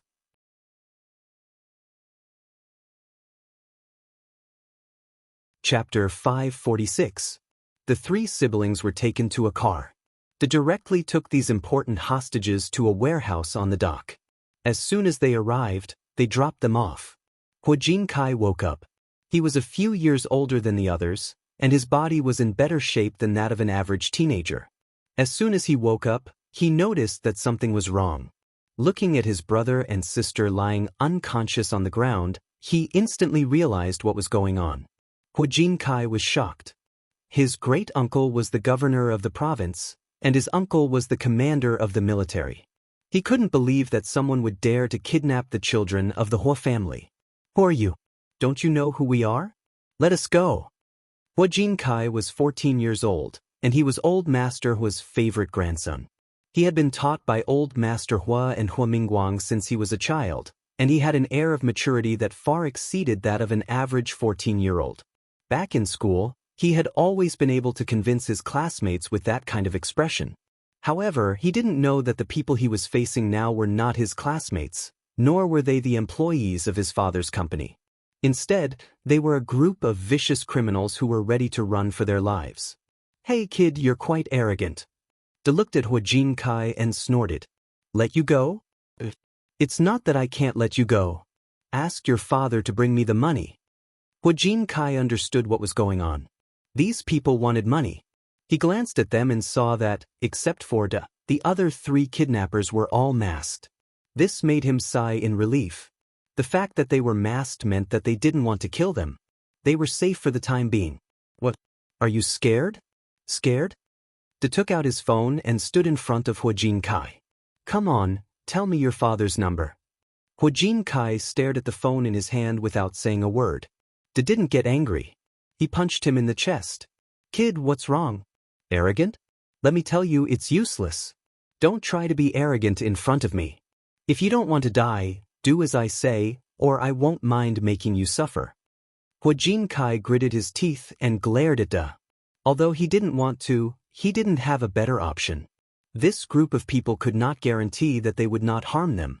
But if he didn't say, while he was still hesitating, he was hit in the back again. Tell me, what's the number?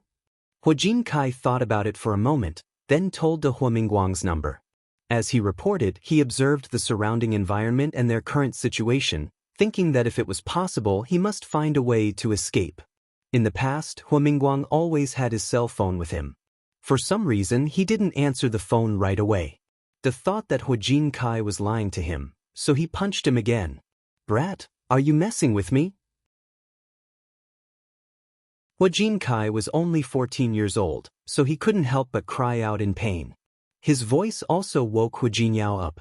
Like Huajin Kai, Huajin Yao realized the situation he was in as soon as he woke up.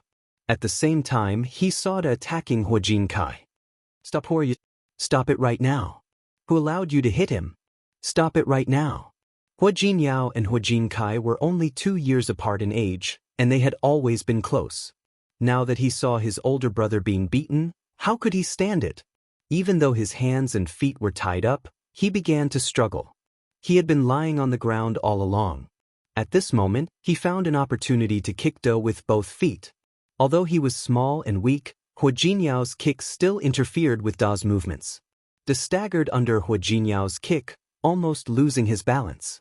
When she came back to her senses, she was immediately annoyed. She raised her foot and kicked Huajin Yao's small body. Huajin Yao was kicked so hard that he rolled a couple of times and hit the leg of a nearby table before he stopped. His back hit the leg of the table, and his whole body curled up in pain. "You little bastard! How dare you? Do you think I won't kill you? Let me tell you, I have 3 hostages in my hands. Don't mess with me, or I'll kill 2 of you and leave 1 alive." Do was a fugitive, and human lives were nothing to him. After threatening Huajin Yao, he turned to look at Huajin Kai and knocked him on the head with his phone. "You little bastard, if you don't want to die, ask your father to bring you money. Otherwise..." He pulled out a gun from his back pocket and pointed it at Huajin Kai's head. "Grandpa, I don't mind sending you to hell." Huajin Kai and Huajin Yao didn't expect Do to have a gun. Huajin Kai and Huajin Yao were both stunned. That was a real gun, a real one. Huajin Yao's body was still hurting from Do's kick. The places where he had been kicked and hit the leg of the table hurt even more. Apart from the pain, he was also worried and anxious. When he saw his sister lying on the ground, Huajin Yao clenched his teeth so hard that they almost broke. He and Huajin Kai were both grown up, but what about his sister? She was still so young. Huajin Kai had no choice but to give Do the number of the Hua family's old house. Do took the phone and went to make the call. Huajin Yao curled up his body and endured the pain. He began to think about how he could get out of this. Unlike Huajin Kai, he had loved to play since he was a child. Plus, he was close to Zhang Yichen. Although Zhang Yichen was a few years older than him, the two of them got along very well. When Huajin Kai was learning how to manage the family business, he had gone to the army with his great-aunt 2 or 3 times. He had thought about it before. Since Huajin Kai was in the Hua family now, he could just be an idler. When he grew up, he would join the army as well. He would become a soldier like his uncle and uncle. Do took out the phone and let Huajin Kai make the call. Huajin Yao began to observe the surroundings. He had been in the army with Zhang Yichen many times. He loved listening to his uncle talk about how they went on missions. He was only 12 years old, but he was very smart. He had already begun to analyze the situation at hand. Do was masked, but the other 3 weren't. That meant that the other 3 were afraid of being recognized and accused. But Do wasn't afraid. What did that mean? Either Do was the boss or Do was the errand boy. He was the one who was sacrificed. Based on his experience, that man had to be the boss. He wasn't afraid of being accused. What did that mean? Although Huajin Yao was young, he had heard a lot. He suddenly had a very bad feeling. This man was going to kill them. Even if they got the money, they might kill the hostages. That thought came to him. Huajin Yao couldn't sit still. He looked up at Huajin Kai. He was looking back at him. The 14-year-old boy had a calmness that didn't belong to his age. Huajin Yao was thinking about the same thing. After so many years, the 2 brothers had developed a tacit understanding. They looked at each other and understood what the other was thinking. What happened today was not going to end well. Huajin Yao's eyes darted around. He knew the lives of the 3 siblings. If something went wrong today, they would have to give up their lives here. Brother De made a phone call and came straight here. He didn't hang up. Instead, he put the phone in front of Huajin Kai and said, "Kid, your dad wants to hear your voice." Huajin Kai didn't want to talk. He didn't want his parents to let the kidnappers get away with it. He was hit again. Hua Mingguang, who was on the phone, heard the muffled sound. Hua Mingguang immediately became nervous. There was no reason not to agree to the kidnappers' demands. But then the others asked for cash. That would be too difficult for him. Even if the Hua family was rich, there was no reason for them to keep so much cash at home. Hua Mingguang asked for at least a few days to prepare the money. De didn't hesitate. 2 days. I'll give you 2 days to get the money. If you don't see the money in 2 days, don't blame us for being rude. 2 days is too little. Besides, tomorrow is Sunday. The bank's VIP account department doesn't work. Can't you make an exception? 3 days. 3 days at most. If you keep arguing, I'll kill one of them right now. De ignored him and hung up the phone. After hanging up, Liang, one of Da's men, was confused. De, how can you give them 3 days? What if they call the police? Don't worry. They won't find us here. Even 30 days won't help, let alone 3 days. There was a reason why De said that. He had been observing the port for a long time. It was the one closest to the center and the oldest one. It had been proposed to be renovated in the first place. Later, a new port had been built in front of it, so it had been left unused. The port was far from the city, and Rome City was so big. It wouldn't be easy for them to find them. De, you're the best. Wang Ming looked at Dai in admiration. So, in a few days we'll have money to spend? Of course. De glanced at Hua Jinkai and Hua Jinyao as he spoke. Now, they just had to wait for the Hua family to deliver the money to them. Thinking of the days when they would have money to spend, De and the others began to dream of spending money like it was water and becoming the best in the world. Lu Tongjia didn't expect that. She had only rested in her room for a while. When she woke up, all 3 of her children had been kidnapped. What was even more unexpected was that while she was frantically searching for people to save the 3 children, 2 of the 3 children had already left her forever. 3 days. To her, those 3 days of torment felt like a year. She was a mother. What she cared about the most was her children.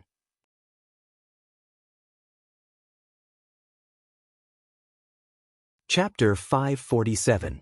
Lu Tongjia still couldn't forget the scene when she saw her 4-year-old daughter lying in a pool of blood. Her face was covered with wounds.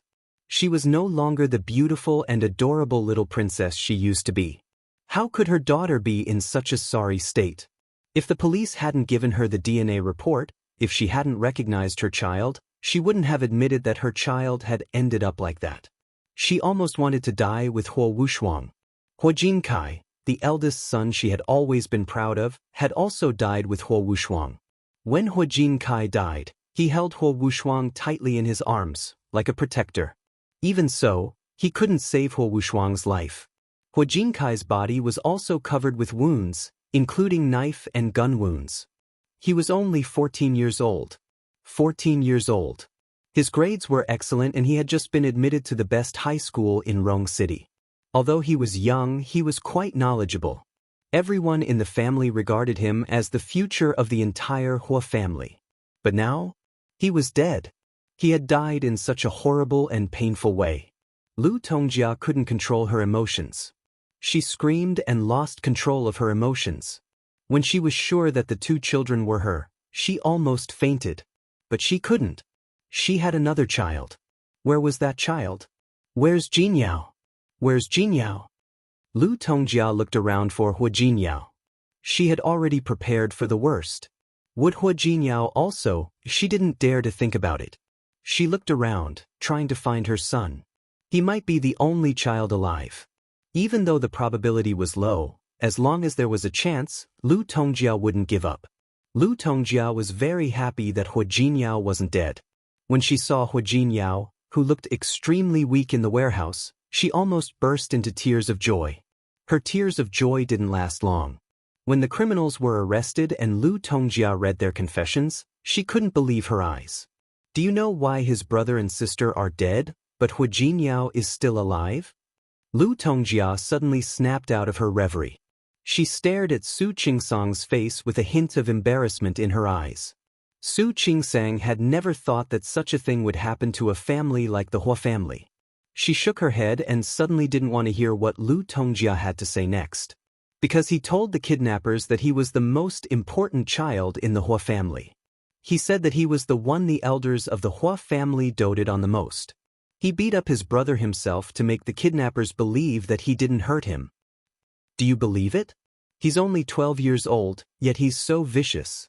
He beat his brother and even his sister. He convinced the kidnappers to believe him. Then, because the other 2 hostages were no longer useful, they were killed. Su Qingsang's eyes widened. How is that possible? Impossible, she didn't believe it. Impossible? I hope it's fake too. I also hoped that it was all a bad dream. When I woke up, I still had a son and a daughter. I still had 3 adorable and precious children. Not like this. She suddenly became serious and stared at Su Qingsang's face. Why do you think I hate him? He was willing to sacrifice his own brother and sister for his own survival. He could watch his brothers and sisters die to protect himself. He could hurt them himself. Lu Tongjia's voice was choked with sobs. She clutched her heart. It had been more than 10 years, and it hadn't stopped for a moment. They were his family. His dearest brother, his dearest sister. But he couldn't watch them die like that. Lu Tongjia closed her eyes. Tears flowed down her cheeks. At that time, I really wished that I didn't have this son. Well, Su Qingsang didn't know what to say. She didn't know what happened back then. However, Lu Tongjia didn't seem to be lying. Have you ever thought that there might be a misunderstanding? She didn't want to believe that Hua Jinyao was that kind of person. Even though he was only 12 years old. People say that 3 years old depends on one's age and 7 years old depends on one's age. In her eyes, Hua Jinyao was definitely not a person who only cared about himself and others. You really do care about him. Lu Tongjia wiped the tears off her face. She sniffed and said, I also hope that it's a misunderstanding. I also hope that my only surviving son is still my good son. But I know it's not a misunderstanding. When Hua Jinyao was found, he was unconscious. Although the kidnappers wanted to keep him as a hostage, they wouldn't treat him too well. She used to be so worried that she couldn't eat or sleep well by Hua Jinyao's side. Even after seeing the kidnappers' confessions, she wanted to give Hua Jinyao a chance to explain. But what did she wait for? Hua Jinyao talked in his sleep. He said that he was the future young master of the Hua family. He said that those 2 were illegitimate children. Even if they got a share of the money in the future, they wouldn't get anything. It didn't matter at all. When she heard what her son said, it was like a bolt from the blue. She hated that Hua Jinyao was able to lie so well at such a young age in order to survive and protect himself. She had never known that her son had such a side to him. From that day on, in my heart, my son died too. He died in that kidnapping together with his brother and sister. Lu Tongjia's voice was calm, but she was trying hard to suppress her negative emotions. She didn't want to believe Lu Tongjia's words, but she was sure that she wasn't lying. Does Grandpa know? If Hua Jinyao really did that kind of thing, how could Grandpa tolerate it? Lu Tongjia sneered, thinking of old Master Hua's favoritism and her husband's helpless compromise. His grandpa always liked Hua Jinyao. He liked to spoil him. He even told me that Hua Jinyao was still young and immature. He would be fine if he was taught slowly. He was 12 years old and he was still immature? No matter how immature he was, he wouldn't push his brother and sister to their deaths. Lu Tongjia felt a sharp pain in her heart. She was in so much pain. For so many years, those who knew her thought that she had only lost 2 children. But only she knew that in her heart, when she found out what Hua Jinyao had done, she had already thought that the 3 children were gone. Especially Hua Jinyao. What she couldn't tolerate the most was his cold-bloodedness. Don't blame him for being immature. She thought that she doted on her daughter a little. After all, she was a girl. But for the other 2 children, she had always been fair. Hua Mingguang was busy with work, but she cared about all the children the same. How did Hua Jinyao repay her? He could push his brother and sister to their deaths for himself. Such a person, Lu Tongjia's fingernails dug into her palms. She really hated Hua Jinyao. Not only did she hate him for killing the other 2 children, But she also hated herself. Such a child was her son. For so many years, she thought that he would feel guilty and blame himself. But he didn't. Hua Jinyao lived and worked like a normal person. Not only was he alive, but he was also living a good life. After so many years, the pain seemed to have faded away by this family. She was the only one who kept thinking about the 2 children she had lost. Other than her, who would remember that there used to be 3 children in this family. Such a person so young had such a vicious mind. How could she bear it? She would rather let Tianyu fall into the hands of Hui Yifan or Huang. She didn't want such a vicious person to be the one who had the last laugh. Su Qingsang didn't know what to say. She seemed to have come over angrily, but now seeing Lu Tongjia like this, she suddenly felt that she was in no position to blame her. If what she said was true, she really couldn't get along with Hua Jinyao like a normal mother and son without a grudge. Jinyao, he was still young at that time. It's normal for him to be afraid of death. Mrs. Hua. No matter what, the dead are gone. It's better to cherish the people in front of you.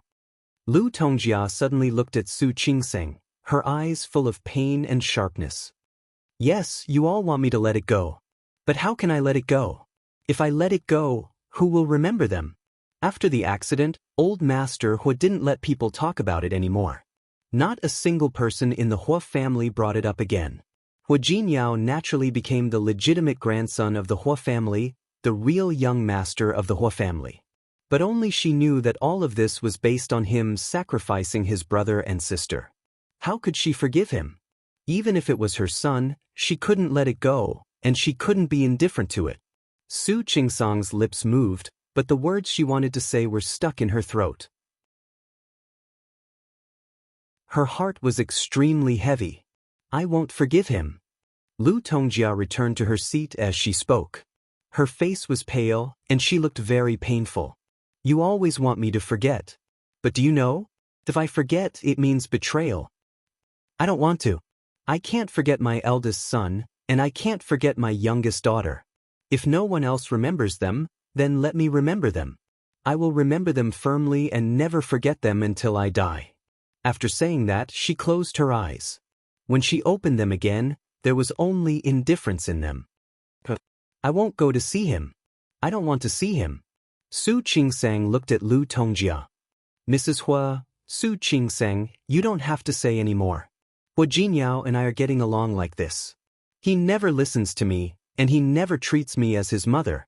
Su Qingsang gave Lu Tongjia a deep look, and in the end, she could only stay silent.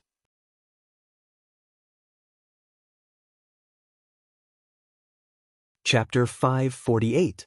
When she got home, Hua Jinyao hadn't woken up yet. Yang Wenchang looked at her with a guilty look in his eyes. Su Qingsang didn't understand what that look meant until she saw Hua Jinyao's hand. The drip was done, but Yang Wenchang wasn't very familiar with it. When he pulled out the needle, he accidentally bled a little. There were bloodstains on the back of Hua Jinyao's hand. Su Qingsang glanced at him but didn't blame him. She had to blame herself for leaving Hua Jinyao here in order to question Lu Tongjia. You can go back. I'll take care of him. Yang Wenchang nodded. He thought for a moment and decided to tell Su Qingsang. President Hua seemed to have woken up just now, but he fell asleep again. It's okay. He fell asleep because of the injection. He'll wake up a little later. Yang Wenchang finally breathed a sigh of relief. After all, Su Qingsang was a doctor. She would take good care of Hua Jinyao. Su Qingsang only ate casually in the evening. There was porridge in the pot that she had made. The porridge was already very tasty. However, Hua Jinyao didn't wake up. She didn't expect that a person who usually looked so healthy would be knocked down by a cold. After Aunt Yu cleaned up, Su Qingsang asked her to go back. She looked at Hua Jinyao and guarded him with a laptop. Thinking of what Lu Tongjia had said, she went online to look up the old case. However, she didn't know if someone had hidden the information, but Su Qingsang couldn't find anything. 10 years ago, the internet wasn't as developed as it was now. It was normal that she couldn't find anything. While she was thinking about whether she should find a time to ask old Master Hua Jinyao woke up. Su Qingsang heard the noise and quickly got up. Hua Jinyao saw her as soon as he opened his eyes. Old, don't talk. He had slept for a whole day. Su Qingsang poured a glass of warm water and helped him up so that he drank most of it. After drinking the warm water, Hua Jinyao looked much better. Honey, you have a cold. Su Qingsang looked at Hua Jinyao and said in a reproachful tone, "It's not even summer yet, and you're already showering with cold water. Do you want yourself to get sick?" Hua Jinyao thought of the email he had read before. He looked at her and smiled but didn't say anything. Su Qingsang knew that he was in a bad mood, so she didn't continue asking.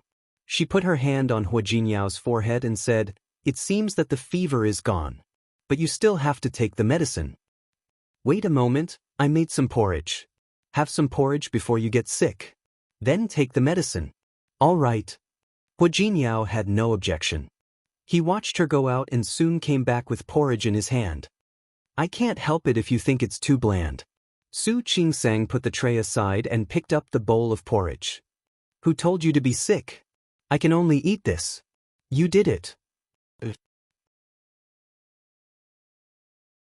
Su Qingsang nodded, scooped a spoonful of porridge, and glared at Hua Jinyao. "Don't complain." "How could that be?" Hua Jinyao's voice was a little hoarse, but he didn't forget to sweet talk. "The porridge cooked by my wife is the best in the world." Su Qingsang glared at him with a reproachful expression. She blew on the porridge to cool it down and placed it next to his lips. Hua Jinyao enjoyed the care of his wife, and his eyes were full of tenderness when he looked at her. Su Qingsang fed him slowly, but methodically. She seemed to be very familiar with it. Hua Jinyao looked at her and smiled. "You're very familiar with it." "Yes. It's not like I haven't done it before." When Su Qingsang said this, she froze while feeding him the porridge. She was so familiar with it because of Xiang Kaiping. At that time, Xiang Kaiping fell and hurt her waist. Although there were nurses in the hospital, she was the one taking care of her. But who would have thought that Xiang Kaiping wasn't her biological mother? The last time they met was such an unpleasant scene. Xiang Kaiping didn't understand her, and she couldn't muster up the courage to ask if Xiang Kaiping was doing well. Hua Jinyao could naturally think of what she could think of. "Do you miss Auntie?" Xiang Kaiping was a good person. Hua Jinyao never denied that. If she really was Su Qingsang's biological mother, it would actually be good. "If you want to see her, I can help you arrange it." Su Qingsang pursed her lips tightly and finally shook her head. Without saying anything, she put the last spoonful of porridge into Hua Jinyao's mouth. "Another bowl?" "Okay." Su Qingsang got up to get the porridge. She actually wanted to see Xiang Kaiping. But so what if she saw her? Whether it was Xiang Kaiping or her, neither of them could go back to the past. It was impossible for them to be as close as mother and daughter as before. The last time they met was like a broken relationship, so Su Qingsang was also afraid to see Xiang Kaiping. During this period of time, she would also think of Xiang Kaiping. Last time when she went to Lin City, she wanted to go to see her, but later, time was tight, and she really didn't know what to do if she saw her, so she could only give up. She looked down. Maybe next time when there was a chance, she could secretly take a look. She didn't want to disturb her, just take a look. Hua Jinyao ate another bowl of porridge, and Su Qingsang gave him the medicine. He was still not in good spirits, and his face was still a little pale. After Su Qingsang cleaned up, she returned to the room and thought about Lu Tongjia's words. She couldn't believe that the person Lu Tongjia was talking about was Hua Jinyao. Jinyao. She wanted to ask him about the kidnapping case back then. She wanted to ask him if he still remembered what happened back then. She wanted to ask him how his brother and sister had died. Was he really the one who killed them? But now, looking at Hua Jinyao's weak face, she couldn't ask a word. "Yes." Su Qingsang didn't say anything. She took out the thermometer and said, "Take your temperature again and see if the fever is down." "It should be down, right? Don't be silly. Take it first." She gestured for him to put the thermometer in place, and Su Qingsang sat down next to him and looked at him. "Do you still have a headache?" "It doesn't hurt," Hua Jinyao added. "It doesn't hurt at all. It's just that my body is a little stiff. I've slept for a day. How can it not be stiff?" Su Qingsang looked at him and couldn't help but say, "You too. You're so old. Why did you run to take a cold shower? Do you think you're Superman?" Hua Jinyao's smile was a little faint, and he didn't say why he took a cold shower. Su Qingsang wanted to ask a few times, but she stopped because of his expression. What's wrong? Hua Jinyao seemed to have noticed something wrong with Su Qingsang. Don't worry, I'm in good health. This was an accident. Su Qingsang used to think that she couldn't understand Hua Jinyao. He always had some emotions that were hidden in his heart. But now, she suddenly felt that she could understand him a little more. He was clearly sick, leaning against the headboard. His heart hurt, didn't it? He was hurt by Lu Tongjia and misunderstood by his own mother. But he could hide everything with such a strong and deep look in his eyes, as if nothing had happened. Once again, she felt a slight, gentle throbbing pain in her heart. The pain was so unbearable that she couldn't help it. She sat on the bed, leaned forward, and kissed Hua Jinyao's lips. Her actions surprised him, but he quickly pulled her body away. I'm sick. He didn't want to infect her. Don't worry. It's okay. Su Qingsang smiled slightly. I'm in good health. She wanted to kiss him again, but Hua Jinyao held her shoulder and said, You're a doctor. What's wrong? Don't you have any medical knowledge? Su Qingsang looked at Hua Jinyao. Because of his illness, his lips were darker than usual. The way he looked at her was clearly disapproving. She smiled and said, Yes, I'm a doctor, but I'm still your wife. Su Qingsang put her hands on his shoulders and slowly moved closer to him. Maybe you'll get better if you infect me with your cold?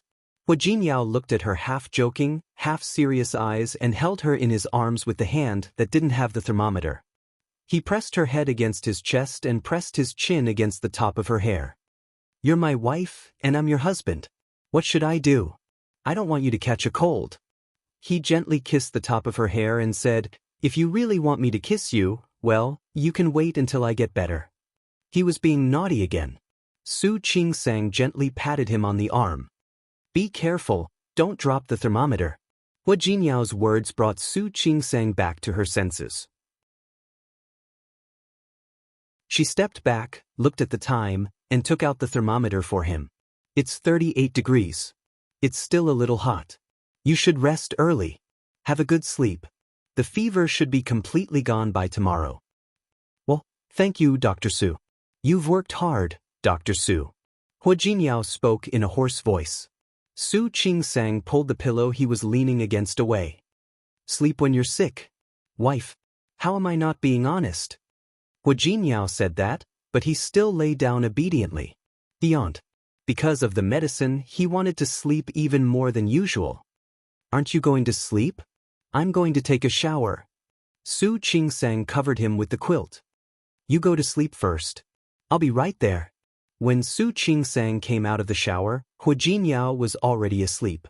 She looked at his sleeping face, and in the end, she couldn't bring herself to ask him about the kidnapping case.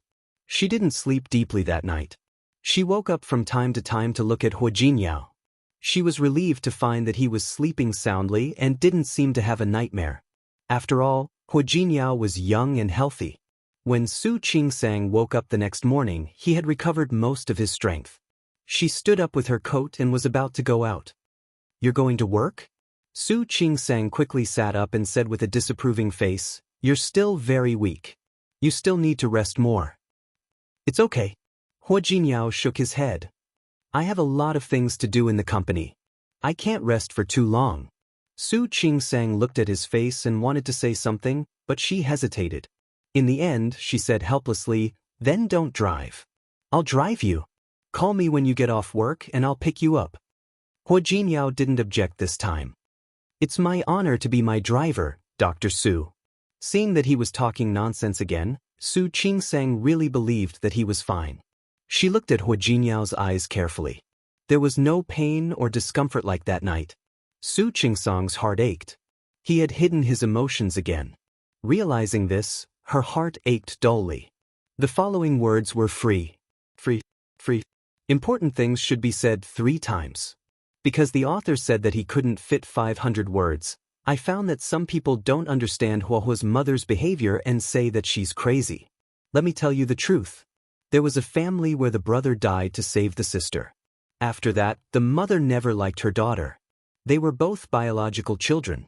It's not that she valued boys over girls. She just felt that the daughter killed her son. When I was writing this story, I was inspired by this news. In fact, if a person walked into the wrong path, it was very difficult to get out. Just like Huohuo's mother, she lost 2 children at once. These 2 children also died because of Hua Jinyao, at least in her heart she thought so they took things too hard and went to extremes. There was a reason for this. Go and see Zhang Xiaohan's mother and Mei Yanfang's mother. What did Zhang Xiaohan and Mei Yanfang do wrong? But how did their mother treat them? One framed her daughter for taking drugs, and the other auctioned off her daughter's underwear after she died. I really can't understand these 2 mothers-in-law. Why do they have such parents? But in fact, there are such people in this world. In this world, it doesn't mean that people who are related by blood will forgive all the mistakes made by each other. My husband has a classmate. His father cheated and hurt his mother. Until now, this classmate has refused to forgive his father. He hasn't called him father for 2 or 3 years. He doesn't speak when he sees his father. He turns his face away when he sees his father. He doesn't want to stay at home. This is just an affair. The other party is his own father.